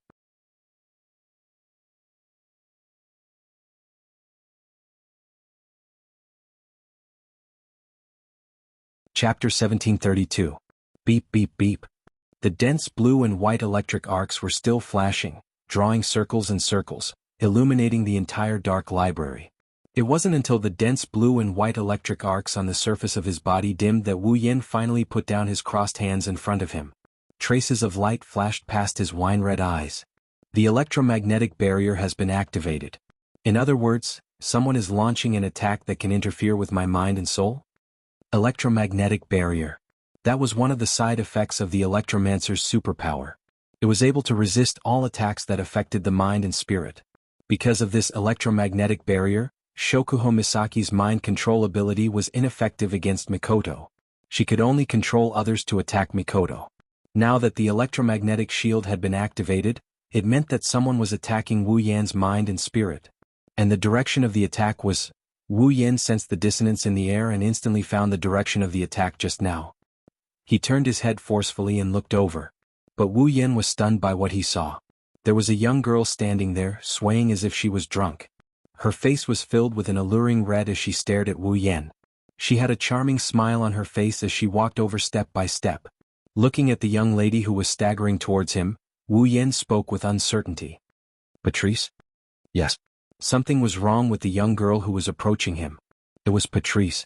However, the flushed face, bewitching smile and intoxicated young lady was completely different from Wu Yan's impression of Patrice. It was no wonder that his tone was filled with uncertainty. Hee hee. Patrice revealed a mesmerizing smile as she approached. Marissa, you've come? Marissa? Wu Yan was stunned and asked doubtfully. Are you drunk?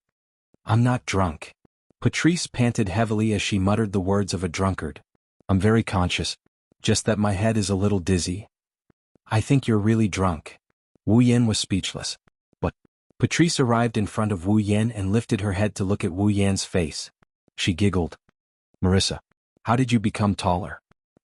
Who is that unfortunate black and white? Looking at Patrice's face that was extremely close to his. Wu Yan's expression turned unnatural and at the same time, he was filled with doubt. What happened to you? Patrice didn't speak anymore. She looked at Wu Yan in a daze. Then she wrapped her arms around Wu Yan's neck. Wu Yan's face. What's this situation? Could it be that Patrice didn't receive any information from me and decided to use a soft approach because she knew that force wouldn't work? Honey trap? Patrice responded to Wu Yan's question with a nasal voice and a sleep-talking voice. Marissa, today, I'm not letting you go. Wake up for me. You're a lily librarian.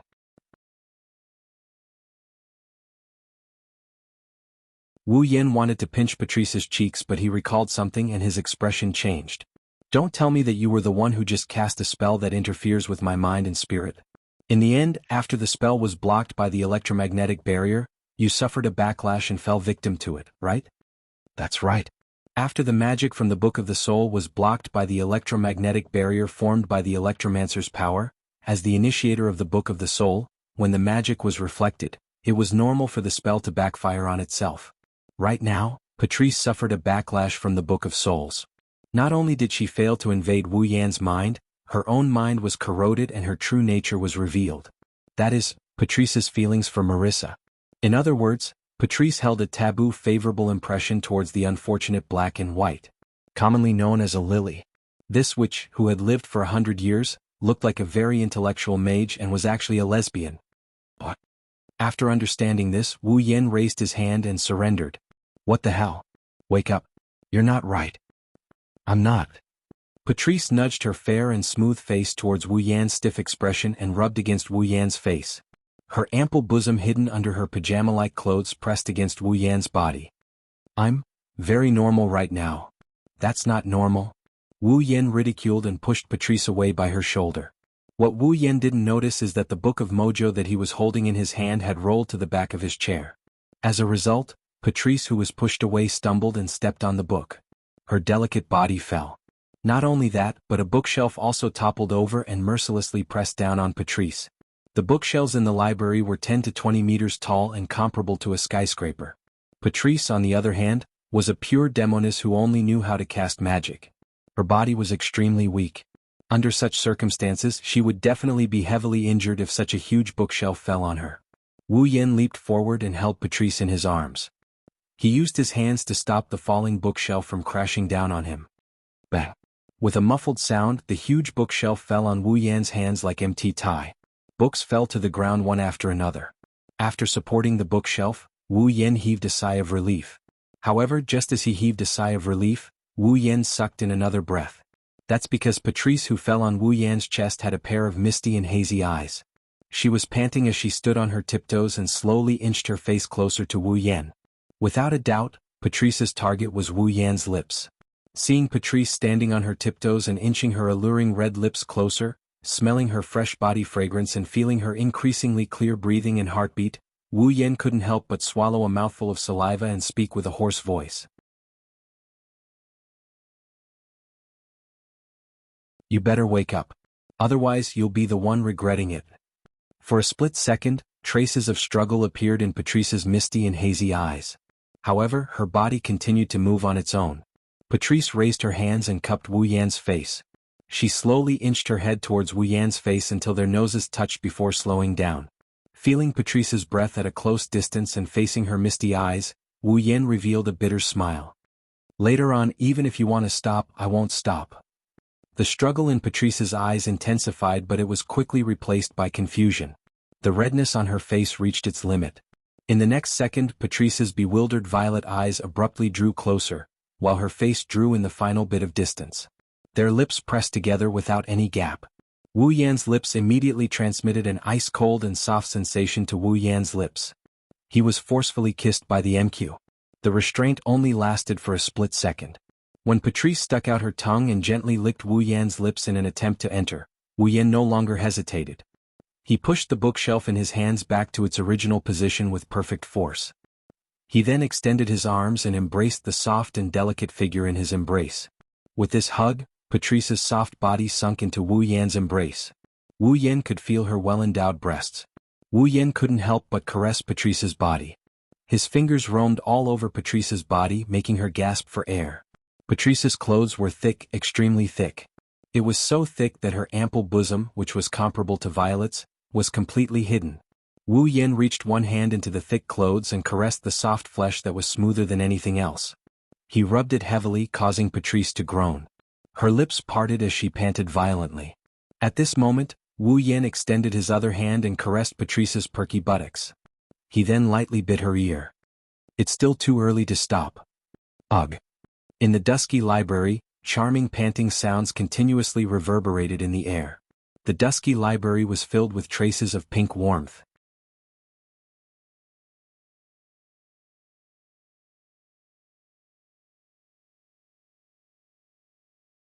Chapter 1733. At this moment, Patrice was so ashamed that she wanted to die. The Book of Souls was a book of witchcraft that could trigger one's inner nature. However, in the process of the Book of the Soul triggering one's inner nature, it wasn't difficult for one to keep one's will in a sober state if one had a certain level of strength. Therefore, Patrice clearly knew of her every action after being devoured by the Book of Souls. Naturally, she even treated the man in front of her, who had just arrived at the Red Devil Mansion for less than a day, as a complete stranger. He might even be an enemy as Marissa. She clearly knew every scene of him taking the initiative to kiss her. How could Patrice not feel ashamed and resentful? Especially after giving away her first kiss for no reason, Patrice felt like dying. When the other party's large hands reached into her clothes and teased her untouched body, Patrice nearly cried. After living for more than 100 years, this was the first time Patrice had suffered a loss in a matter other than Marissa's frequent visits to the library to steal the grimoire she had painstakingly written and never return it. Moreover, it was a huge loss to the point that even her grandmother's family felt that it wasn't enough. What Patrice couldn't accept was that the man before her was making the most intimate contact with her. It seemed that while he was enjoying her delicate body, he was gradually grasping some of her body's secrets. For example, her sensitive spots. Even though Patrice knew that she was in an irresistible state, her heart couldn't help but yearn for it as the other party became increasingly proficient in his techniques. She yearned for the other party to continue exploring her body. Realizing this, Patrice wanted to die even more. Of course, the thing that made Patrice want to die the most was her own voice. Ugh. Ugh. In the dimly lit library, slightly hurried panting could be heard echoing in the surroundings. The sounds of lips and tongues intertwined with the panting could be heard clearly. Ripples were incessant. Amidst the sounds of heavy breathing and the intertwining of lips and tongues, the temperature in the dimly lit library seemed to have risen a little. The air was filled with an erotic atmosphere, boiling as the sounds became louder and louder. In a corner of the dark library, in the middle of a pile of books, there was a pile of books. A man and a woman were hugging each other. He was venting the passion in his heart. It wasn't until a certain moment after an unknown amount of time had passed that the intertwined lips and tongues finally separated. Ha ha. Patrice gasped for air, her face red to the point of intoxication. Her watery eyes were blurred and extremely alluring, making people want to take a bite out of them. Hyo. Wu Yen let out a long breath and allowed it to hit Patrice's face.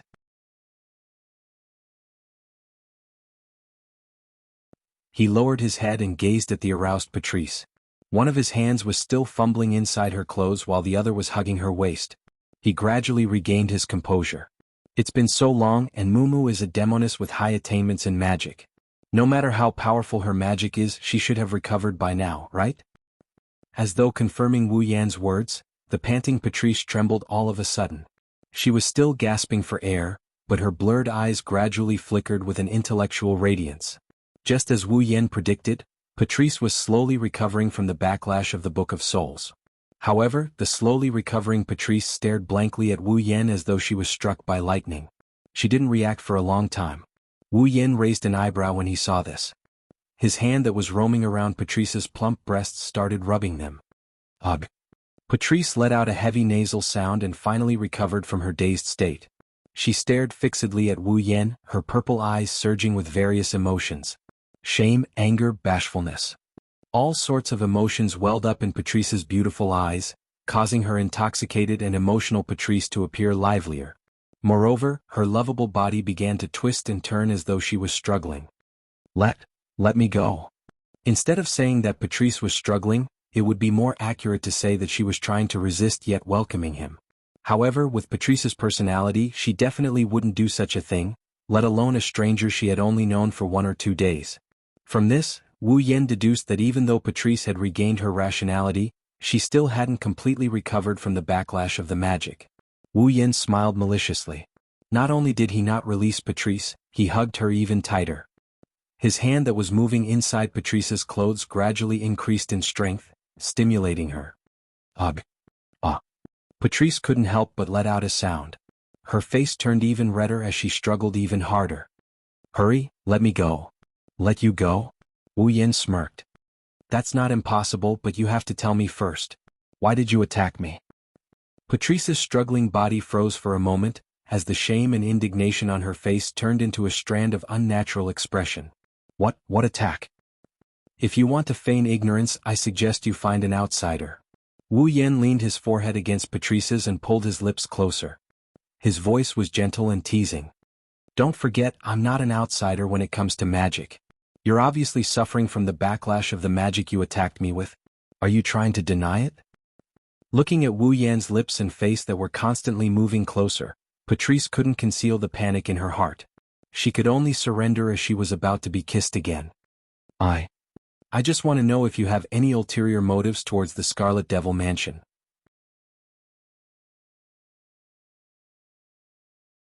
Ulterior motives? Wu Yin narrowed his eyes. In other words, you haven't chosen to believe me, right? That's your fault. Patrice tried her best to keep her voice as calm as before. However, it was a pity that her voice trembled under the stimulation of her half-naked body and the random hand in her clothes. If you're willing to explain what happened between you and my sister, we won't suspect you. Are you sure you won't? Wu Yin said disapprovingly. Even if I tell you everything about me and Fran, will you believe me? At least, it's better than not knowing anything. Patrice seemed to have regained control of her body. She placed her hands on Wu Yan's chest in an attempt to push him away. However, her strength was pitifully weak. If you don't want to be suspected, give us an explanation. Oh. Wu Yin pondered for a moment before smiling. Do you really want me to explain my background?